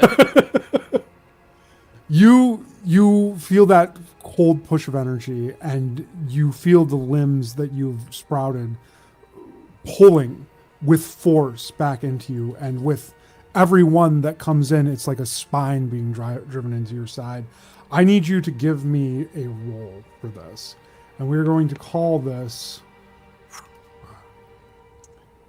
a strength roll, and this is going to be a difficulty 14 strength roll. But I can use hope because I have experience in absorption and hugging. You do. right? Your hugging is fine to use here. I'm gonna deduct a hope then. Is that how I do that? I deduct a hope Mm-hmm. and then I roll with advantage. No, you just get the +2 modifier for your Okay, experience. well, hold on. Oh, I just add that. Okay, I see. Okay. Yep. Okay. Doesn't matter. I'm gonna get a crit anyway. So I Almost. didn't. I got a 16 with with that's your a 60 total experience. with fear. Okay. I will take my fear back, at least one of them. No. If you go to the store and you spend $2 and then you steal $1 on the way out, you're not getting your $1 back. You just stolen $1. Yeah. You manage to resist the force of these limbs pulling into you from doing any kind of damage to the sleeves that is still under this mess there somewhere. And the pieces of body that had just recently you'd grown accustomed to are either like being reabsorbed into the hole or sloughing off entirely and falling as discarded bits around you. The limbs that had sprouted from your chest drop, the legs and the weird segmented body at your back fade away, and you find yourself smooth from your neck down as you've pulled yourself essentially a worm-like structure. Wormy. But you do feel very free in your movements at the moment. I have like both my legs though. I have arms and legs. Oh no, was I not clear? You are a head and then the longest neck in the world. Okay, so when you said it's not what you think it is, it was exactly what I thought it was. Yeah, Oh, you then are, it definitely is what you thought it was. Okay, yeah. sick. I'm just checking. You are now a worm. I am going to. And I still love you, Sleeves. I'm gonna worm my way up the tower. Okay. This will be a roll again. We're going to call this an agility roll to climb as a worm. I'm gonna With a assume difficulty 14. hugging does not give me advantage considering No. I have no arms, right? We just said that was about absorption, so yeah, good luck with that hugging experience now. So I got an 11, so I can't climb this. You push yourself up and you snake your way as best you can, your head waving back and forth at the end of your stocky body, and your chin dragging across the edge of this creep, but unfortunately you find yourself unable to mount these pillars. All right, I'm gonna go burrowing, scavenging for our body. I'm gonna look I around. love it. Let's check back in with Garnet and Tosker first, though. Yeah. Sure. Garnet would like to try to become smooth in a different way and just try to become a big boulder that hopefully the creep has a hard time grasping onto because he's just gonna roll to the tree. Is that possible? It's going to take some searching to find something like that here. It's That's just not fair. a typical body plan for most living things. So, Okay. If wings are easier, wings may be easier, but again, your body plan as it sits otherwise, you are composed of rocks. yeah. Right? Not a Yeah. lot of flying, weighty things out there either. I So, think they'd yeah, just but elephant be- could have wings, but it's probably not getting off the ground, you know? Yeah. So, I'd like to try to become a boulder that, again, Okay. can just roll, because I feel like that will be harder for the creep to grab at. the good news is that there are significantly more mounds here, meaning that there were previous challengers at this, point of the challenge at the Grove that had failed here. And so a lot of options for you to sort through. Why don't you give me an instinct roll as you push your hands into that first mound? Alright, let's see here. Instinct is pretty good. That's an 18 with fear. I will take that fear. I'm sure you will. You don't have to. You do feel something smooth here. You feel something smooth and bulbous, and you push your hands into it. This would probably suit you exactly for what you're looking for. Alright. And I'm assuming that finding that, you then go to absorb it. Yep, I am accepting change. Love to hear it. I'm going to spend 2 fear, and I'm going to make this a roll. Okay? Alright. I need you... Can I spend 2 hope to say psych? No, you don't. No. Not unless it's to activate an ability or use an experience. Alright, fine. There's But always we'll- the first time. I'll trade all my hope for you to not use your fear right now. I'm afraid that I cannot. This is going to be... God. I guess a knowledge roll would make sense most for this, since it is about retaining your sentience. May I use my new experience, Creep Touched, for this? Sure. I'll allow you to do that. Spend your hope for that. Cool, I will do that.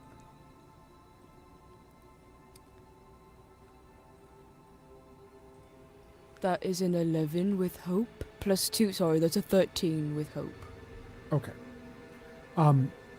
It was a difficulty 12. So as you start to pull this into your body, you feel a light inside of you fading.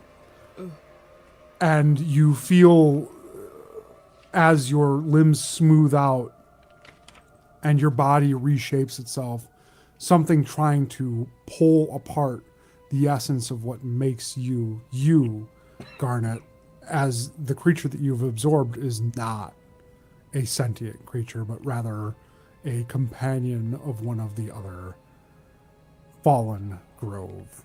Is he just making us all worms? This is crazy. No. I'm a rock. This is, they asked for a smooth boulder. I am And one so- with the rock. It's not a boulder. It's a rock. Fair. It's a rock. You become very rotund. Your limbs shorten. Your previously long limbs shorten until they are mere nubs at the side of you. The moss that had previously been interlaced outside of you all contracts inside your body. Wormy's And nice and safe in Because there. we all know Rolling Stones gather no moss, right? Mm-hmm. And you are changed, significantly changed.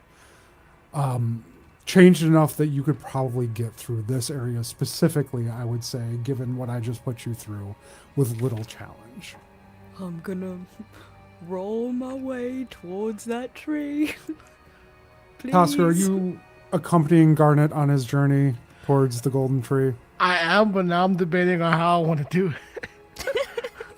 You do have wings. Tell I do have wings. everybody I'm on Oh, my will my wings carry me that whole distance? Would definitely carry you at least enough to find a perch on Garnet, who I imagine is not moving so quickly that you couldn't log roll it. Let's Yeah. do that. Okay. Easily done. You push through this forest, barreling aside these incredibly dense creep trees, and you find yourself at a, by all accounts, empty section of grove. Looking at the ground, you see a flat, bare, brownish surface that does not appear to have any creep within it at all.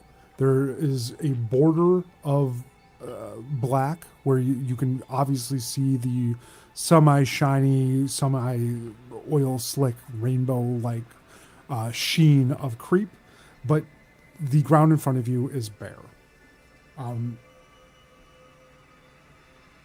What do you do?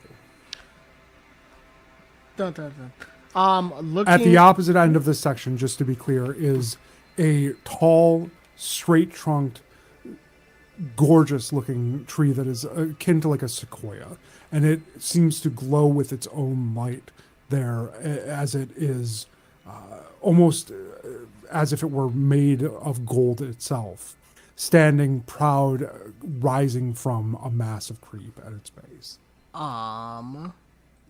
Does that trigger my filed under impossible?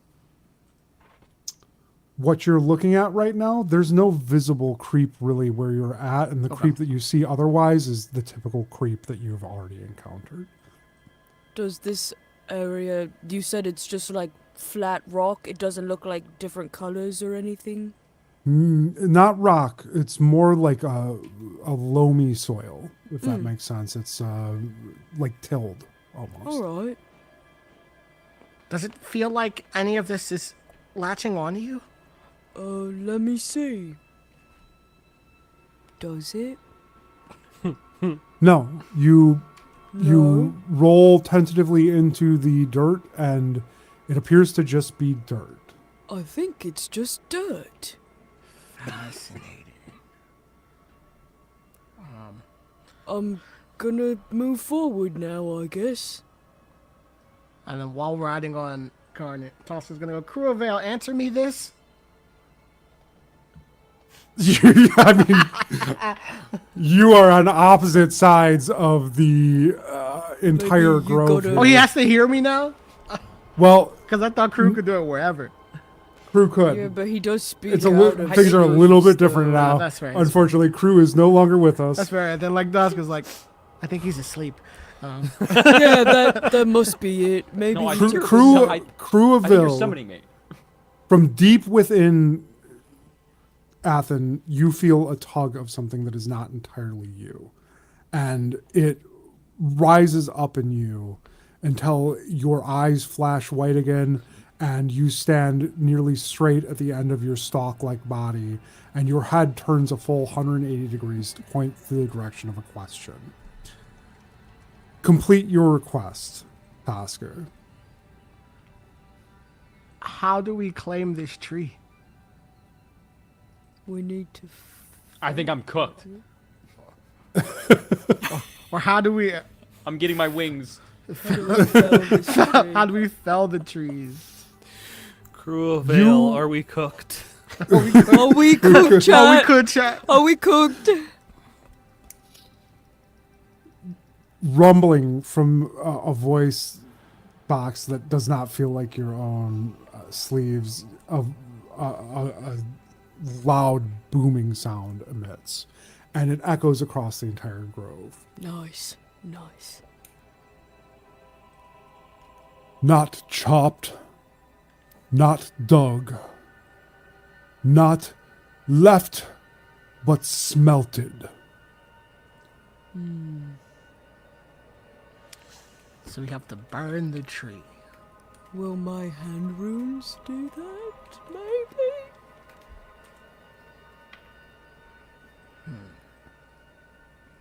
And given that information, the presence within you, Sleeves, subsides, and you find yourself available to take whatever action you so choose.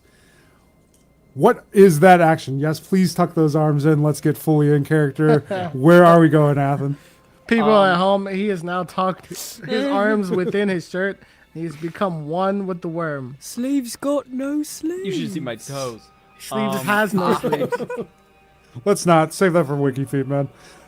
Yeah, don't give that shit away for free. Yeah, no feet Go to for the free. We Patreon, do you need can more see money these- for the you can podcast. Listen to your mother, these sleeves. Yeah, exactly. That's our crowdfunding. Join us on campaign. Patreon. Oh Yeah, my one god. one toe per $5, right? There you go. Now we're talking. I would do Get the I take whole that foot deal. for a 50. Open that briefcase. I'm gonna. Can I talk to Grovetender? Is that a thing I can? Does Sleeves, Probably. is Sleeves aware of that ability? You I are forget you are if I know granted. Yeah, you are like a passenger in your own body. You are fully aware of what is happening to you when this happens, but not of. It isn't of your accord. You are not agreeing for this to happen. that. But I'm you're gonna be honest with you, I'm gonna use welcome it. to try. Yeah, I'm gonna. Not to. So I'm not metagaming because I don't think I was listening to the. I don't think I heard the rules. I heard him say, "Cruvail, answer me this." I would say, "Cruvail, answer me this." Oh, what was that? Just to see. I know it's a waste, but I feel like I need to know. You feel that same tug, that same presence rise within you, but instead of your mouth opening, you feel this almost echoing inside your skull. If you absorb my envoy, then you take his place. And now you serve as envoy wherever you shall travel. I feel like that didn't answer my question. You asked what it was. The sleeves, You- he didn't get it, but that's Yeah, fine. that's fair. So I'm gonna do Cruvail, answer me this then. How do I I'm trying to get to the tree. I got no arms and legs. Like, how do I take the tree down? I think I'm just accidentally asking the right question. Bent and slung, twisted low. This tree will not fall given its own. Must be pulled, tugged from the earth. And if there were a rhyme that completed this, I'll come up with it in post. That's how it's done. That's how it's done, folks. Should have spent more time freestyling coming into this. He through this process basically tells you that you must dig this up in the same way that he implied that the other tree must be melted. Fuck, we're in the wrong trees. I'm glad you told me that because my third question would be, Cruvail, can you decipher that riddle that you just told me? I do have a card that says spark, and it's a spell. Maybe that will do something. It's on fire, maybe. We can certainly try. I don't think, but I can roll. I'm going to give you all one last action here in this grove before we check back in on the road with our friends. Yeah, my action, very easy. I'm going to try to find arms real quick, or legs, or just some sort of appendage that I can use of any kind. Give me an instinct roll, describe to me how you are searching for these arms. Just get my arms out of my sleeve real quick. So I can Not actually- chopped, at least you're looking What am I doing, good. an instinct, you said? That's correct.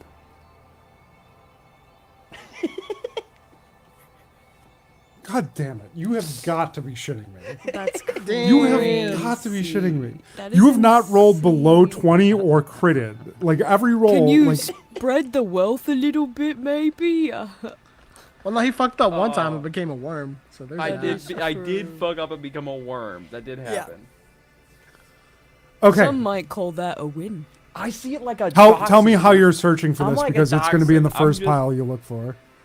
Yeah. Face first, face full on first rat terrier. dog style, dude. Just I'm going into the I'm just like You push into this pile of creep, an unparalleled, disgusting sensation as you bury your face in this. And for a moment, you know what Arvel back on the road felt, who you attempted to go aid with Tenrag. Yeah. As Brother Paul was disassembling him, or more accurately telling his Arvel to disassemble Tanrag. Where you find within it a small body, a body though that is stout, a body that is, despite its advanced decay, obviously bearing thick, strong bones capable of bearing weight and large, flat hands capable of digging soil. The question everyone's wondering, stop me when I get there. Arm size? Do I have long arms again? Really? That long? Spin them out. Your arms are just a shade longer than they were at the start. Perfect. But again, stout like before, so you know. I'll take that. Yeah, Long not arms going the and full body. looks maxing, I guess. Gotta gear up on those peptides. I mean, like Max on- horizontal. But, like, just very, yeah, okay, cool. That's my action. You pull those limbs. You look up towards this red tree, and you know exactly what you need to do. Tosker, Garnet, what's your play? How far away are we from the tree now? You have not advanced at all. In Oh. front of you is this large open expanse of dirt. Oh yeah, I'd like You're to... ready. You're rolling Yeah. across it. Yeah. Oh no. You feel a rumble Yeah, of course. as you advance, and around you, 3 long stalks erupt from below the surface, and rising as if to face you is a bulbous and beating, ponding, throbbing, ball-like structure, impeding you from advancing further towards the golden tree. I don't think it wants to be burned. Go. Fly ahead. You sure? I mean... If you are attempting to put Okay, Tosker past out this, I of- will. out of Yeah, above table. character. I recommend you. Yeah. Garnet has already taken 3 hits. Mm-hmm. Tosker has taken none. There is no need for him. Like, if he can get to the tree and do the thing, it feels silly for him to stay here impeded when he could be flying ahead. That's the Completely fair. thing. You can do the thing. Tosker, I will say this: your spidey sense, if you will, fires at the sight of this thing. Okay. You recognize this as something similar to what you just encountered in the forest, but whatever it is, this is obviously the core of it. Okay. Interesting. So it looks like. So then. Well... Alright, so then I'm gonna use contextualize. Okay. So Garnet, this, the thing, the We need a venomized- knowledge roll though first Oh, for do we need that. a knowledge roll? 'Cause Yep, and this is going to be a difficulty 14. Okay. Okay.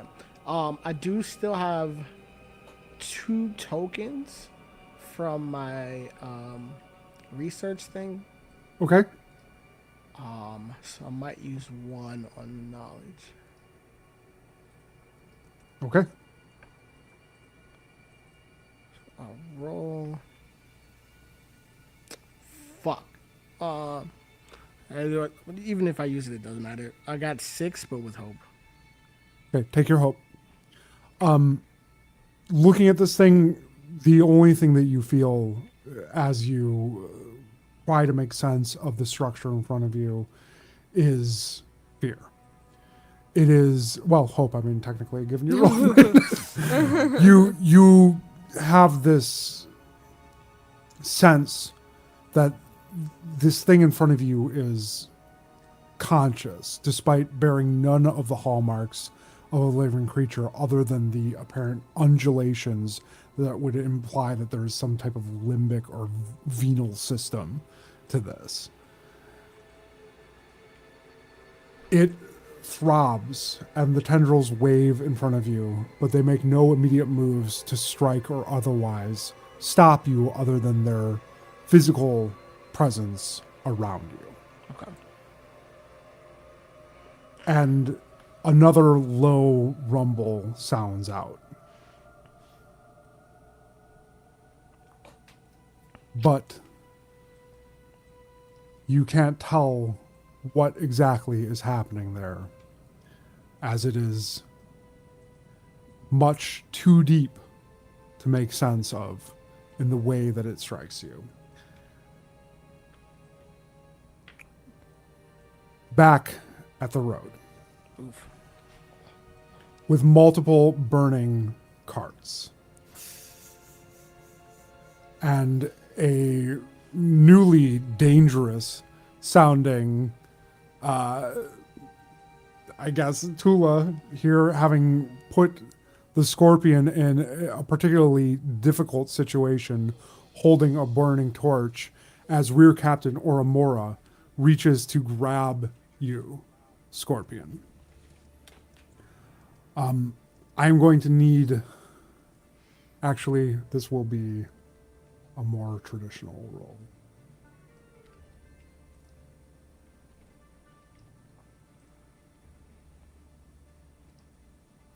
What kind of roll? I heard more traditional roll. Yeah, this is... he's going to be making an attack roll against you as he attempts to grab you. 18 beats your evasion, I would assume. Yeah. His hand closes around your wrist and he spins you. And you still had a hold of the burning log, correct? Or did you toss it? No, I dropped the log when I... Okay. The log that she gave me, I was like, huh, Yep. and I just threw it on the rest of the fire when I walked back. So my hand should be free right now. Okay. He grabs your wrists and spins you around and holds your hand aloft as he has cantilevered himself on his one good leg and one arm on the ground. And he calls out and he says, "Arson!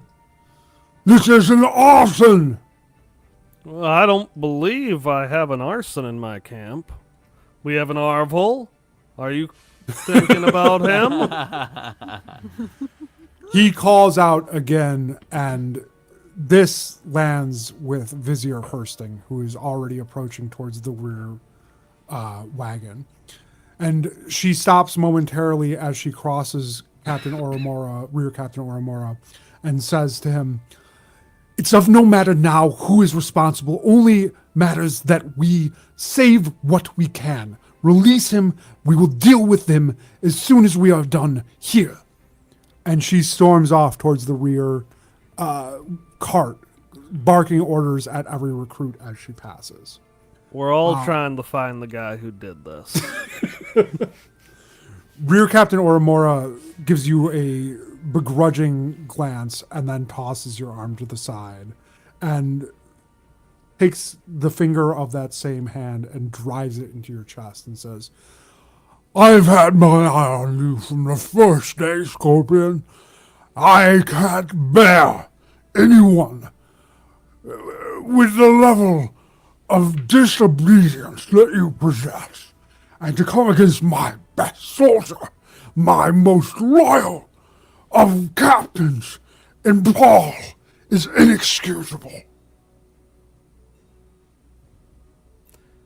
I will find you, and you will pay for this when all is said and done." I'm flattered. He pushes you in the chest forcefully, attempting to knock you off balance as he spins and moves back towards that rear wagon again. Meanwhile, in front of you, from where you stand, the blaze at that front wagon has advanced quite a bit. There is a very acrid smoke and smell coming from the wagon as the other rear captains, Grace, the other rear captain, Grace, the human woman, falls out, coughing, sputtering from the back of the cart, and cries out, "I need help! We need help with Grand Marshal! She's not well! I need assistance here immediately!" I'm gonna rub my. Do we hear that, or is that just Klik? Yeah.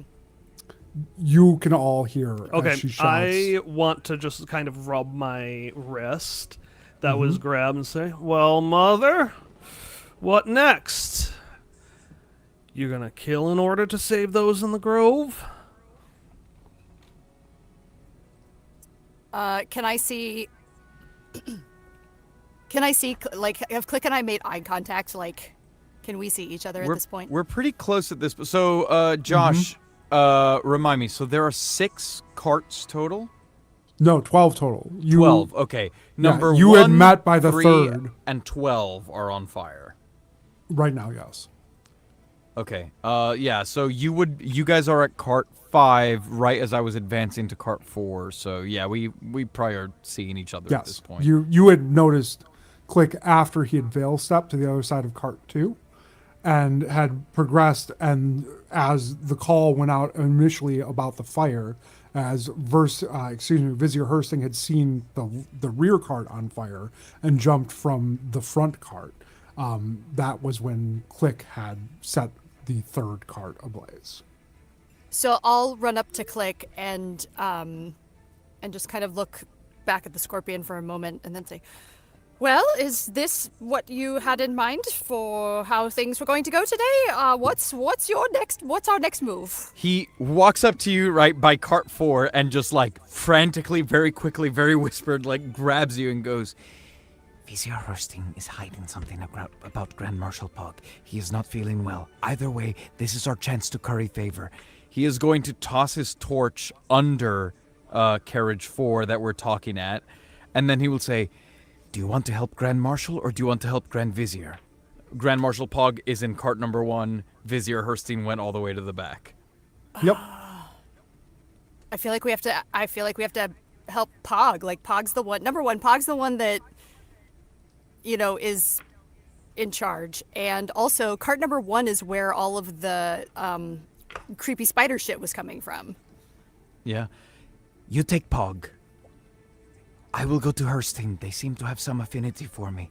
And he will begin to like move and then turn around, and this is like the most talkative, the most confident you've ever seen this creature. And he will grab you and say, "Make yourself indispensable." And then just run towards the back. Oh, or you go ahead. Sorry, go ahead. No, that's adorable. I love it. I can't top that. Yeah. I'm gonna look toward Klik very lovingly and adoringly as he beaming with pride, with tears in my eyes as he darts away. And then I'm gonna look at the scorpion and say, "Seems like maybe you need to convince some people that you aren't a raging piece of Cheetle shit. Would you like to come help me save the Grand Marshal?"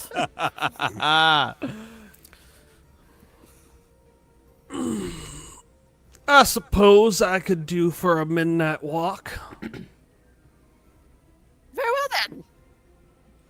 And with a pep in my step, I will head towards the first cart. This dynamic has flipped in a way that is very odd and very interesting. I love it so much. You make your way towards that first cart, and you notice that Rear Captain Grace Kinder, who you've not been more than cursorily introduced to, is at the same time asking for help, seems to be playing like face control at the outside of this gate, only allowing certain people through. And thus far, she's turned back all the recruits, and only one captain is in there inside. As you approach, she raises her hand and says, "No, please, help with the other carts." Well, who is helping with this cart? Who's helping the Grand Marshal? I'm sure the captains will free up soon. Oh, from what I could tell, the fire's blazing pretty bad. I hear it's getting all the way to the creep. We gotta move as quickly as we can. She looks at you dead in the eye, Scorpion. She says, "You are our newest captain, and there are certain things that we do not know if we can trust about you yet, but we're about to find out then." And she grabs you and she pulls you by the collar until you're close. She appears to be trying to force you into this cart, Are you gonna allow her to? This is the cart we want to get into, right? Yes. But Yeah. at the same time, she's trying to deny Toolah. I don't care. Okay. Do I look like I give a shit? She grabs your collar and drags you with a surprising amount of strength towards the oiled flaps at the back of this cart, and she doesn't peel them back or anything like that so much as she just tries to plunge your head through, and what greets you on the other side is mostly darkness with only a few low candles lit, but you see that laid out on the floor, propped up on some bag, is Grand Marshal Pog. And she looks unwell, to say the least. Her eyes are sunken and faded to a white color that she did not appear to have earlier. And you give another glance around the room, and you see that there's an extremely convincing mask hung up that looks just like Pog's face, at least the face that you knew of Pog. And sitting next to this creature is another Hokaw captain, rear captain, one that you've only seen in passing, whose name you've never made out, but has only occasionally shown up in the mess hall. She bears the same dark markings as Pog, and she looks at you and curses under her breath. Huh. I want to just kind of take stock of what's going on. Like, is this... I've spent some time around curses. I've spent some time around creep. Is any of this familiar seeming to me? Give me a knowledge roll. Okay, cool. Glad I upped Difficulty that bad 12. boy. And I'm assuming my curse to fire does not apply to this? No, Okay, does not. that is fine. That is a 5 with fear. Okay. In the chaos and the confusion and the smoke that is slowly starting to filter into this cart, you do not tie this to anything that you know immediately. But what you do hear, what you do know, is that in front of you is an extremely unwell Grand Marshal, and apparently someone that is playing at being her as an occupation. Okay. Huh. Well, doctor's here. What are we looking at? And I want to make this a foundational lie about my identity, that I have a history of medical work. Okay. Dr. Scorpion. Dr. Scorpion. My little pendant, which always changes to that like the two snakes symbol that they use at Caduceus? health. Yeah. Yeah. Okay.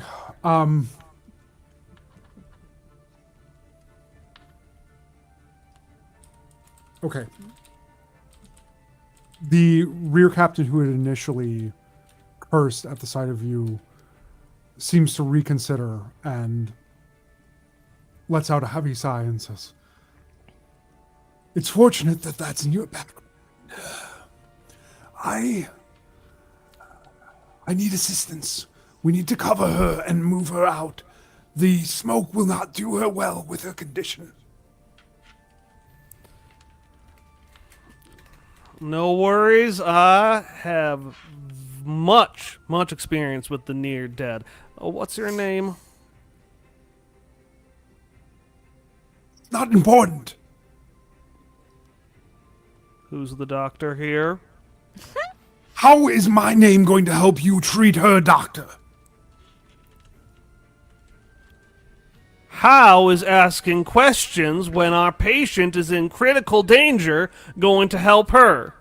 Give me a presence roll with... Now, she's beginning to doubt your sincerity as a doctor. Okay, do I still get to keep the advantage, though, of the foundational lie? you get the +1 bonus to add it. Yes, you will get an advantage on this roll. I'm going to say it's difficulty 14 because you are arguing over her giving you her name. That's fine. I do get con artist. I get my modifier, and so I get my +2 from con artist as well. So that should be a +5. As long as you're spending the hope to. Oh right, I have to spend the hope. I won't do that then because I got a. Okay. Well, of course now you won't. Yeah, no, I won't. Josh, No, I'll spend the hope. I'll say I have done it. So Okay. I that's a 27 with fear. Damn. Okay. I will take that fear. Yes, you were saying, Kate. May I suggest, as this is happening, I think Toolah would have found a way to make herself a little bit scarce after she realizes that she's not going to make it in.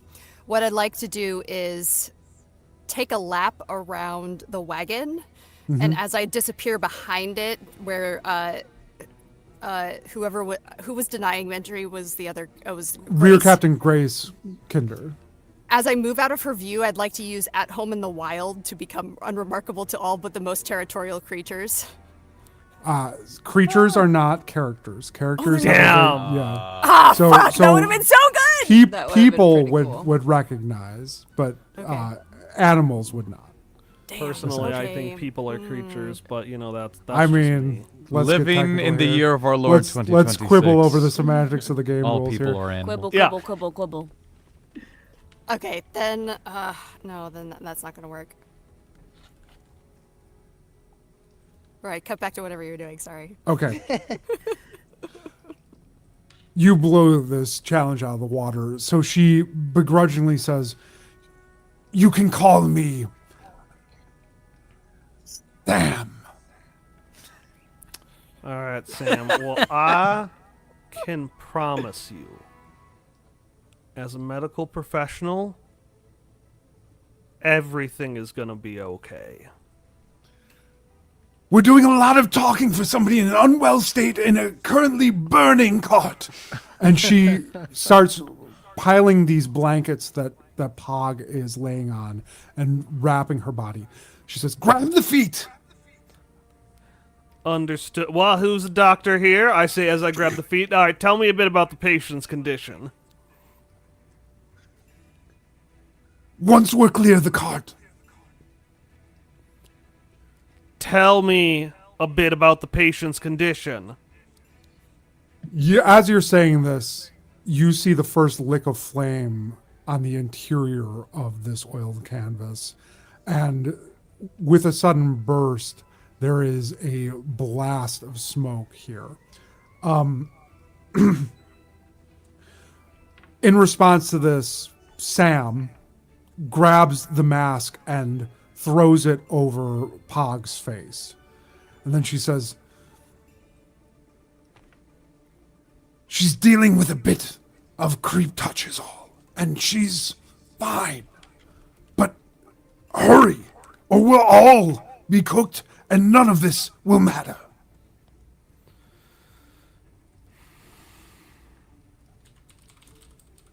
I want to look at Pog. I want to look at the mask. I'm going to look at Sam. All of this just kind of processing in my head.